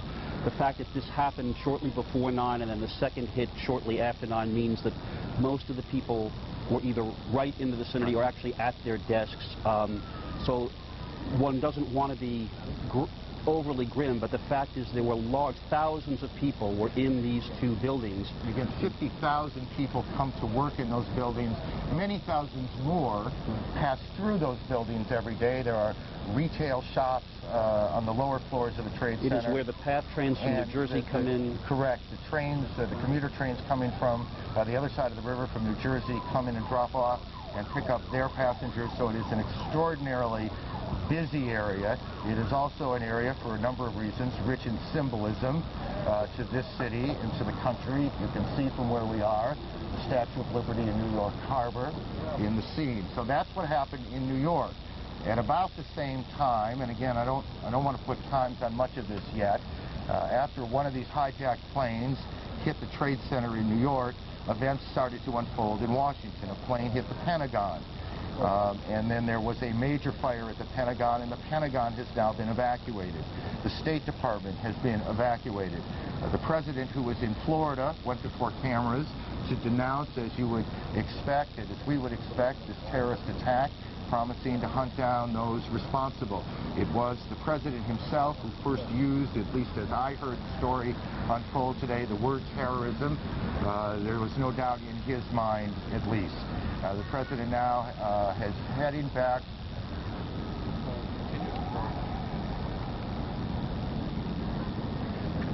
We are now getting a report from that American Airlines says that one of its flights, a flight from Boston to, I believe, Los Angeles, correct me guys if I'm wrong, is down, or at least they've lost contact with it. 81 people on board. This would be the second of American Airlines flights to have been involved, presumably, in this event.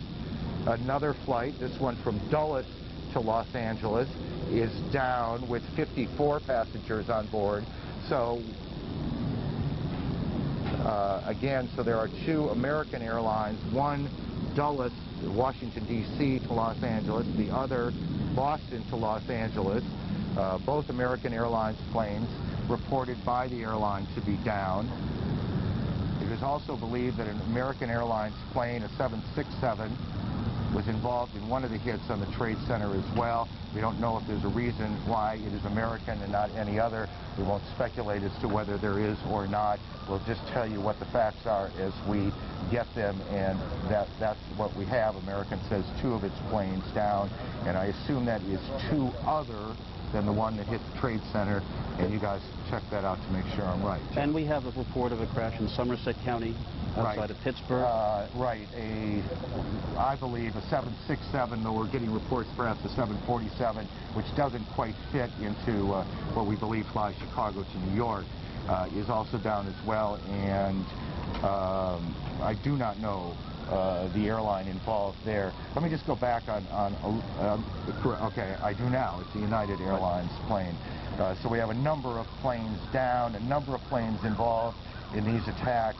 The Boston to Atlanta, if I'm reading the notes correctly, had an American 767 with 81 passengers on board, 9 flight attendants, 2 pilots.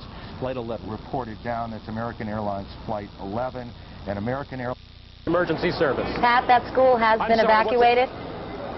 Yeah, well, I don't think there was anyone in the school, Katie, this morning. At this point, I think everybody had been evacuated from here probably when the first events took place early this morning, just because of the fact that it's so close to the World Trade Center.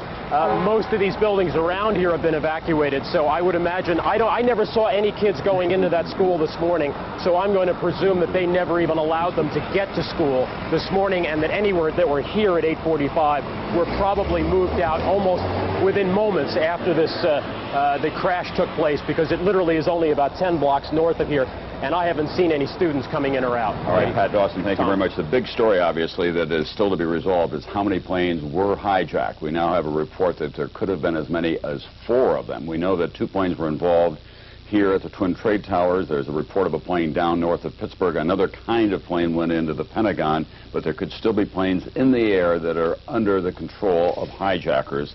We don't know for sure what flights they are or where they're headed. There are some unconfirmed reports of them. We can only tell you that American 11 and American 77 have been identified by American Airlines as 2 of the planes that were involved in the incidents today. And the hijackings are scattered somewhat around a fairly wide area, and we just have to remember that 2 of these planes did arrive at the World Trade Center within 18 or 20 minutes of each other, just to, again, point out the coordination of this attack.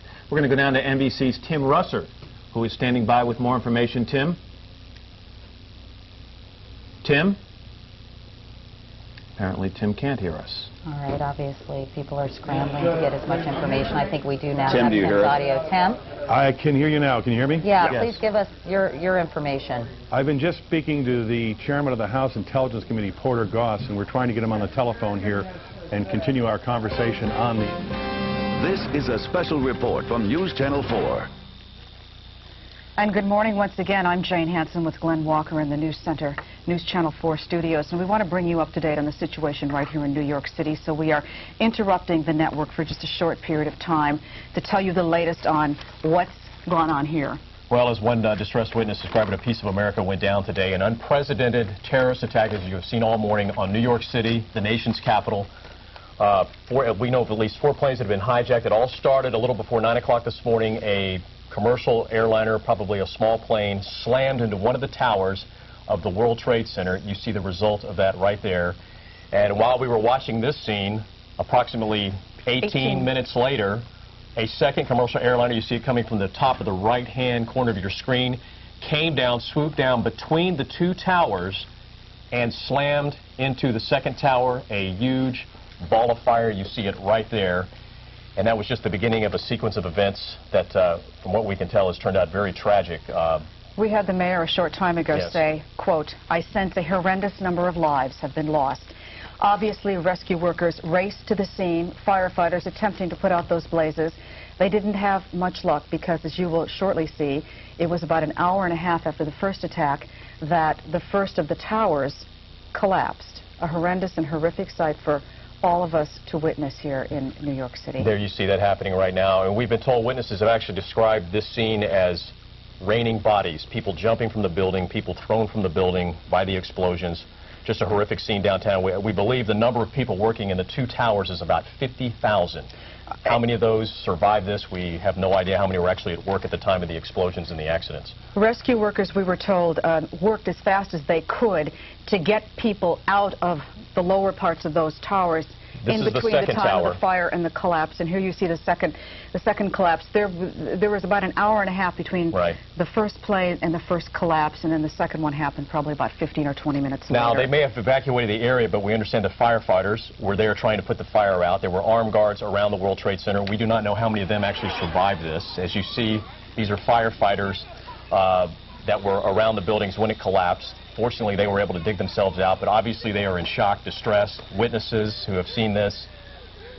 It's just pandemonium downtown, and right now, let's go down to Lower Manhattan. Gabe Pressman is standing by live. Gabe? Hello, Gabe. Can you hear us? Yeah, is that Jane? Yes, it is. Yeah. Gabe, you're in Lower Manhattan. What are you witnessing right now? Well, people down here by the hundreds and by the thousands, I'd say. I'm at the corner of Leonard and West Broadway. At first they were stunned, now they are angry, basically bewildered by the sight they saw of this building burning. I'm using, because my cell phone's not working, and none of them apparently is, I'm using a telephone in a diner, and the manager of the diner is Ted Karunas. What did you see, and what are your feelings right now, Mr. Karunas? I watched the second building collapse, and it just brought tears to my eyes. I'm in utter shock. I'm walking around numb. This is unbelievable. I thought I saw the sight of a lifetime when I saw the second fireball explode into the building. But, watching both Twin Towers fall down, I was born and raised in New York City, and to see them fall like that, I guess it's time to go to war. Just nothing but anger, fear, and just rage going through me right now. You just can't contain your emotions. It's crazy. One second you feel like you're going to cry and you're shaking like a leaf, and the next second you wish there was someone in front of you that you could physically harm because of this. So it's very intense. There is an endless stream of traffic, of ambulances going by this spot south on West Broadway. Incredible number of ambulances. I counted 10 in less than a minute. There's a young man here sitting at the counter in the diner. What happened to you? I was coming out of the subway for a graduation pictures day, and I saw everyone looking. I went. A woman was on the ground. I just got my Red Cross certification, so I started helping her. Where was that? That was right on the corner of Chambers and I don't know whatever street this is. What about you? I understand your sister is safe. Is that right? She is. Thank God. She works at 2 World Trade, but she heard on the news, and her husband advised her not to go to work. So thank God she's okay. You thought for a while that she was in the building? We did. She was in the building last time, the explosion, so thank God she wasn't. My name is Cheryl Charles White. And you're from what borough? I'm from Brooklyn. I was on my way to work. The train got diverted. It skipped Fulton Street. We got up at Park Place. There was smoke. We had to evacuate, and the police ushered us forward. And you're seeing people covered with soot. There was this woman. She had no shoes on. Her feet were bleeding. It was just amazing. What are your feelings about the people who did this? They're animals. I just can't believe it. It's just unbelievable. It's a nightmare. It's a nightmare. Another lady here. Incidentally, her sister, and by God's grace, we're together. I work for the Bank of New York and a few blocks away, and my name is Sandra. Thank you. Okay, so that's some of the feelings and statements here by people who have been involved in this. Incidentally, I tried to get down to the World Trade Center on a subway, and I was stuck for about 45 minutes, and finally they let us out at 23rd Street. In any event, that's the story from here, Jane, and I don't know who's sitting with you at the moment. It's Glenn and Jim Rosenfield. Thank you very much, Gabe. Yes. We should also point out that they are trying to assess when they can physically get into the ruins of those two buildings to see if there are people trapped, because we don't know if that is part of the circumstances right now. Some 50,000 people on a normal day would be working in those two towers. We did hear on NBC they estimated today perhaps as many as 20,000 people working in those two buildings. This has obviously created some chaos as far as transportation goes. A lot of people need to get back to their loved ones. Boy, they want to get out of town. Bear with us here. We do have a lot of information, and it is changing by the minute. But this is what we know about some of the transportation issues, some of the hospitals involved. Let's start with the hospitals. We know victims have been taken to St. Vincent's Hospital. We heard from Melissa Russo just a little while ago when we were on the air earlier. We also know victims have been taken to NYU downtown. That hospital is telling us hundreds of victims are being taken there and are seeking treatment at NYU downtown. A third hospital, Bellevue Hospital, will also be expecting to treat patients. We should also mention... See a little. Ruby, take your breath. What's your last name? Corner. Now tell everybody, where's your hometown? I'm Bloomfield. Tell everybody you're all right. Oh, I'm fine. I know, this is really tough. Let's just hold on. John, come here. So what happened to you? John Fine with our crew. Now, John was really at the top. I know it's difficult, but if you can. All right. There was what looked like a third plane. I thought there was a terrible noise. Sounded like a plane very low. Then there was the explosion. And again, like the lady said, an avalanche of smoke and debris came up the canyons, up the side streets. You were on Broadway? I was out by Broadway, and I guess Fulton. I'd been backed up to Broadway. Started running, had some lady with me. We got covered, completely covered with the debris and smoke. We ducked into a vestibule. We waited. It was an outside vestibule. We waited. Couldn't wait no longer. Pulled my shirt up, grabbed the lady. We started going, turned the light on the camera, started going. We found the city bus. Some people behind me. We got in the bus. We closed the door. We waited. Got a little brighter out. That's when we decided it was time to make the move. I got out and started walking around. Was it just complete darkness and chaos? Total darkness. It was like being in nighttime. We were totally covered with whatever this stuff was coming down. Totally covered, Larry. Larry, this was a rough one. I know, John. I'm okay, Mom. Okay. Tell your family. We're all okay. We're okay. We're okay. Come over here. Your name? Jeff Valenti. Jeff, you were walking down from the north coming south. Coming down. Could see the trade towers, and you heard jets coming? We heard jets. Actually, I was working at 388 Greenwich Street on the 17th floor when we were looking at the first building when it was in flames. And we actually seen the plane circle around and actually come on to the opposite side of the building and smash into the trade center.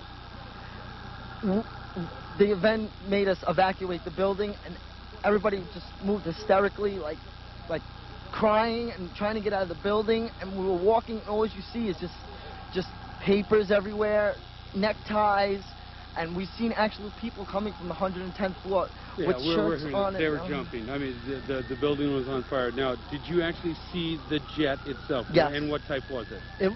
It was gray, to be honest with you. It was gray. It was like a 737, I think. It was approximately commercial jet. Absolutely. It was unbelievable to see. It was a big ball of flame. Now, when you got down the streets, what did you think? I thought maybe we were all devastated. We came down to the street. We were all looking, and all of a sudden, about maybe approximately 25 minutes later, the building collapsed. And then another 15, 20 minutes later, the other building collapsed. All the smoke came towards our building. Everybody started running in the opposite direction. It was mass hysteria. Well, you guys, I think I'm talking to Jim and Katia. I know communications are very difficult down here. Again, let's look at the ash. You can see as the emergency vehicles are moving down from City Hall, you can see the clouds coming up from just that. There is just so much dust and ash on the ground right now and flowing through the air. And the people are just streaming out of here by the thousands. It's a steady parade. And we're looking at, what, 11:35 right now. And it is a stunned city, needless to say, you know, as we're trying to pick up the pieces and put together what has occurred. We'll keep on the ground here for you. I'll send it back to you all. Have some information now. You know, there are a lot of schools down in that area, and I can just imagine what the parents of those students who went to school all happy and full of vigor, first week of school, all ready to sit down and learn, and what they must be feeling and thinking right now Here are a few updates on what is happening at some of those schools. PS 89 and secure information. Would the president necessarily return to Washington? Is there always a plan in place in these situations? Well, there would have to be a plan always in place to take the president to where he can best control what's going on and monitor it and make decisions, and also where he will be safe. And you can be sure that there are plans and backup plans and alternate plans to the backup plans. There'll be no shortage of efforts underway to assure his safety and his ability to maintain the continuity of government. And once again, just finally, General Clark, as we look at these live pictures of the Pentagon, describe for us what you know of the section of the building that evidently was hit by the commercial jetliner.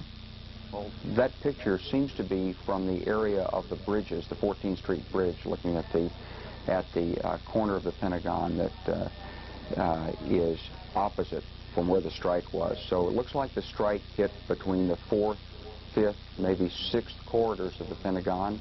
Perhaps on the Army side of the building, there are a number of offices there, administrative offices, where Army leaders and staff officers work on a daily basis. They deal with things like planning and logistics and congressional relations and public affairs in that area. And the Army leadership was probably close to where that may have impacted.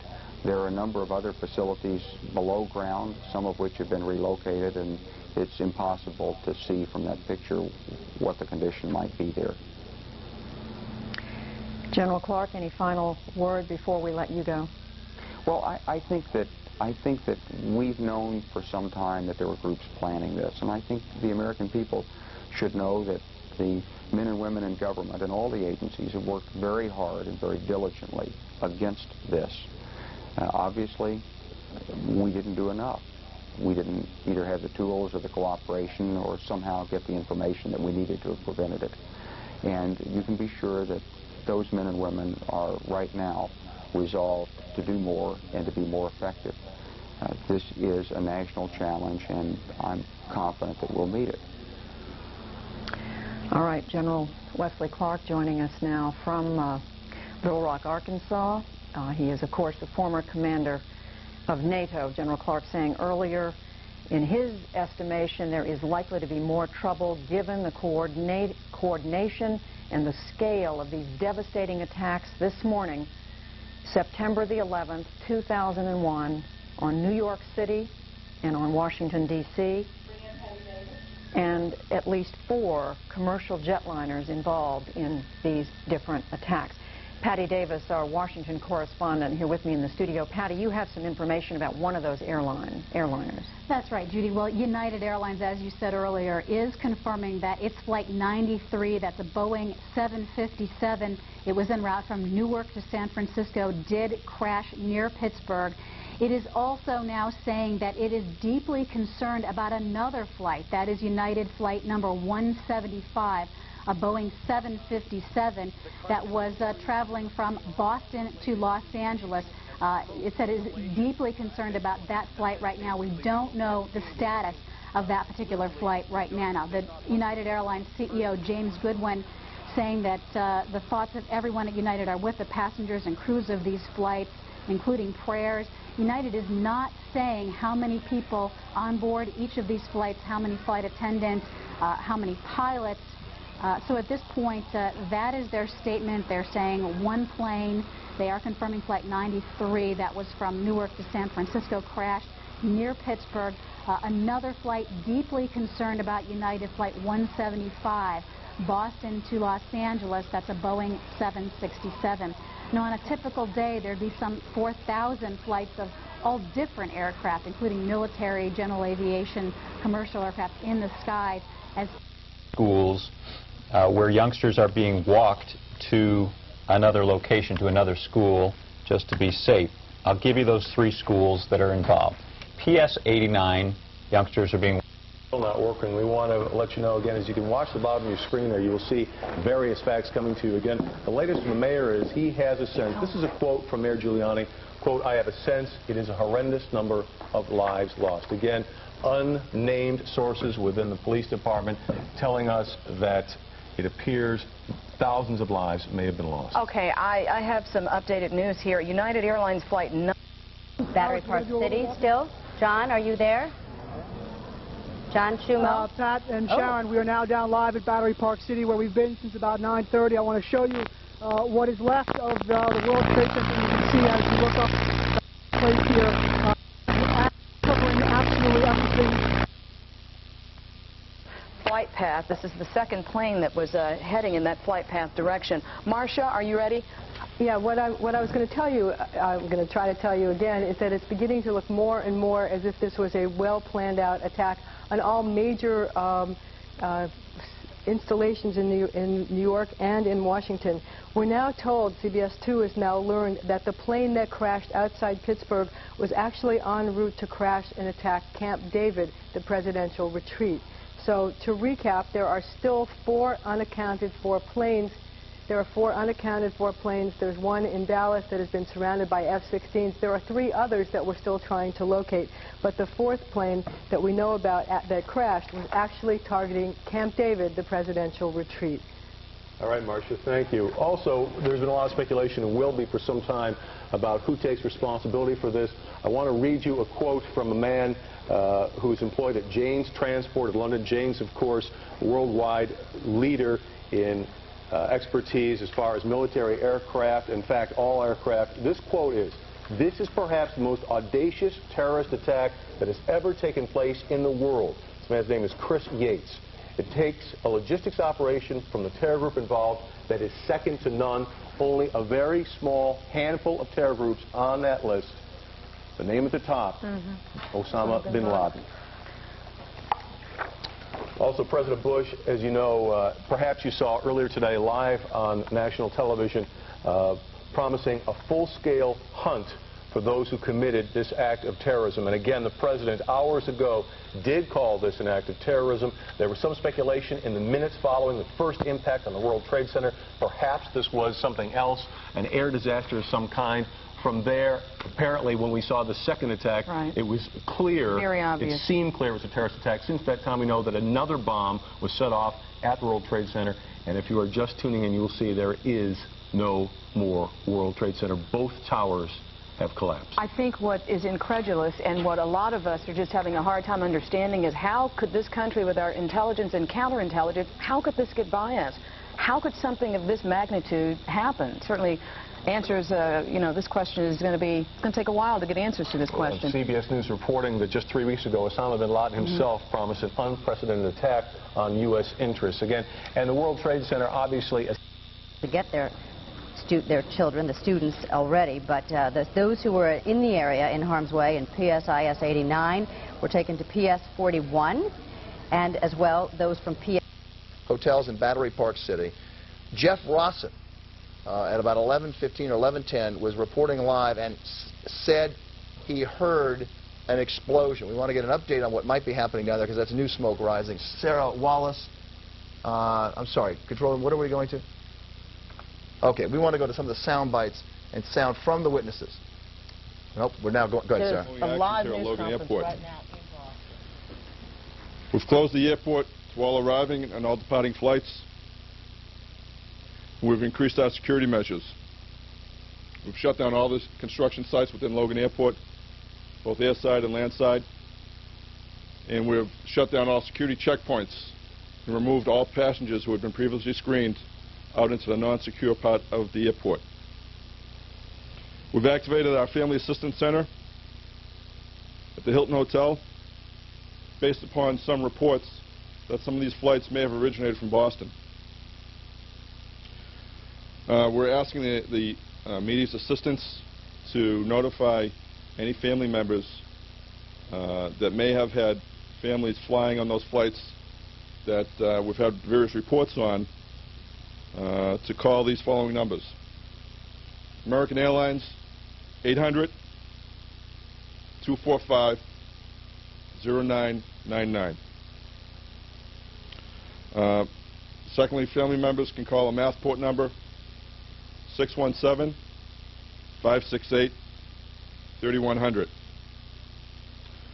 We've also urging people not to come to the airport at this point in time. We've increased the shuttle buses from the terminals to the MBTA Blue Line stop, and the MBTA has increased the frequency of subway transportation. We are in close communication with the FAA, the FBI, State Police, Commonwealth of Massachusetts. You have been listening to Joseph Lawless, I believe, with the Port Authority in Boston. He is, of course, referring to that Boeing 767, I believe it was, Flight 11 that came out of Boston this morning. That, I believe, is the plane that crashed into the first tower. Is that correct, Jim? Or the second tower? Second tower. Yep. The one that, in fact, you have seen on videotape this morning, the South Tower. Again, Joseph Lawless, Port Authority. There it is again, this horrifying sight on your screen. That was a flight out of Boston, Flight 11767. He's simply giving direction and information to the families in Boston who may have had loved ones, friends on that flight. Unbelievably disturbing scenes. We want to go to some of the sound and interviews we've been doing with some of the witnesses that saw this destruction firsthand this morning. I was in One World Trade Center. And what was it like in there? Did they start evacuating? Yeah, as soon as it got hit, I was thrown to a window. So I was very lucky to get out. There's a lot of people that didn't get out. There's a lot of people coming down the stairs, burnt up. It's bad. Were there other people that were hurt, were lying there? There was a lot of people hurt. They were lying on the floors, coming down the stairs. A lot of people had asthma attacks while they were coming down. It was bad. It hit in One World Trade Center, it hit somewhere on the 67th floor. I was on the 56th. And was it chaos trying to come down the steps? Yes. What was it like? Describe it. Everybody was on top of each other trying to come down, and then somebody finally calmed the crowd down to get them to come down the stairs in an orderly fashion and get them out of the building. And what just happened now? The building just came down. One of them, I don't know which one came down. I don't know if it was one or two. What did you start doing when that happened? Running. Like everybody else, but trying to calm the people down while they were running, because I told them this is how people get hurt. When they start trying to, get out of the way, and it's just crazy. I just thank God I made it down from 56. We just come out of Tower 1. We're walking towards Broadway. They're saying, move along, move along, move along. I looked up as soon as we got across the street. I looked up, I saw the tower start to buckle. I just turned and ran, ducked down, put a jacket over my head.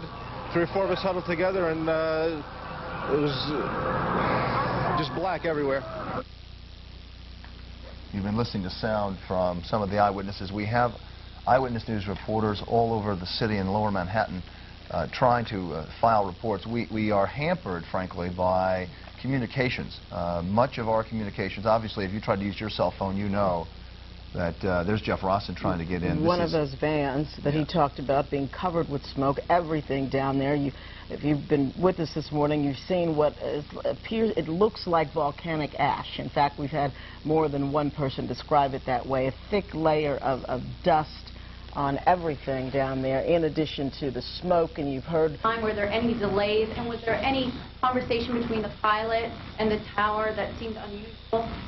Flight number 11 left at 7:59. I believe it was on time, and everything went as scheduled when it left Logan Airport. I don't have a passenger count right now. Are you aware of any communication from the pilot? No, I'm not. Would its flight path to L.A. normally have taken it south towards New York?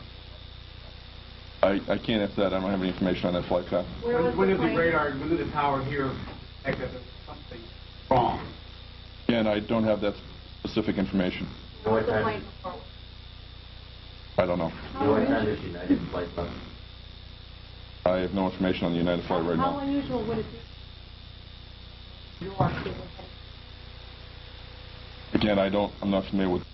We're going down. Firemen were passing us going up. They were stopping approximately every 10 or 20 stories. given the heat of the stairwell and the amount of gear that they were wearing. Burn victims were also being passed down as they were making it down. Fortunately, we did have electricity and there was good air in the stairwell, and we exited through the concourse at the bottom of the building. There were tons of emergency personnel from the DEA to the FBI to the police and firemen leading us out. The concourse level, the elevator banks were collapsed. The stainless steel doors were caved in. The marble panels in the elevator bank and the main lobby floor were falling off the walls. There's about 6 inches of water on the floor in the lobby. And as we exited out the building, we exited to Church Street. I was out for approximately 30 seconds right next to the Century 21. We heard a crackling, and that's when the first tower crashed down. There was a stampede of people that were running away from the towers. There was a cloud of white debris and smoke that was, if you will, chasing us as we were going down the street. We ducked into a building. We would then realize that we may be in line for the second building if it was going to fall. We exited that building. I made it to the Brooklyn Bridge, and at that point heard the same crackling, turned around, and that's when the first World Trade Center building fell. My goodness, Scott, how many people were with you? You keep saying we, pack of 10, or how many? The stairwell, as far as you could see, was packed with people. Everyone on my floor, approximately 120 people, were evacuated, and they were in the stairwell. I was one of the last people on my floor to leave. Just the stairwell was people backed up to people for as far as you could see down. Scott, I'm struck by how matter-of-fact, and I'm sure you are in shock right now about what's happened. Can you take us into the building, into that stairwell, in the moments following the impact, and tell me what were people doing, what was going through your mind? Immediately after the impact, we went out to get to the stairwell. The carpeting on my floor was on fire. There were people screaming from what appeared to be the elevator bank. When we went to the first stairwell, there was commotion. People were running as hard as they could going down, but they reached a point and someone made the good choice of, there's just too much smoke, we're not going to run through this. And that's when we turned around and came back upstairs. People at that point, their faces were covered with the black smoke. Someone had called, actually, one of the people on my floor, someone had called her relative who actually used to work for the MTA and said, the only concern you have is the smoke. These buildings are not going to collapse. Oh. So the great news was there was not panic in the stairwell as we were exiting the building. The lights were on. The firemen were very helpful. They were cheering people on. They actually used their axes to break open the vending machines and passed out the water and the juices and whatever it was. It was very hot in the stairwell, but fortunately the lights... Way there's a bomb on board that flight, so it is chaos in the skies for those flights that were already in the air. Other flights have been grounded. This country has been immobilized in terms of where its attention now is focused on New York City and Washington, D.C., the tragedies in Pittsburgh as well. No air travel, no financial markets. All national monuments are being evacuated. The president has been rushed back to Washington, D.C. The Pentagon has been attacked by an airliner, in effect, and on Capitol Hill, code red. The Speaker of the House was taken to a very secure area because he's third in line. Succession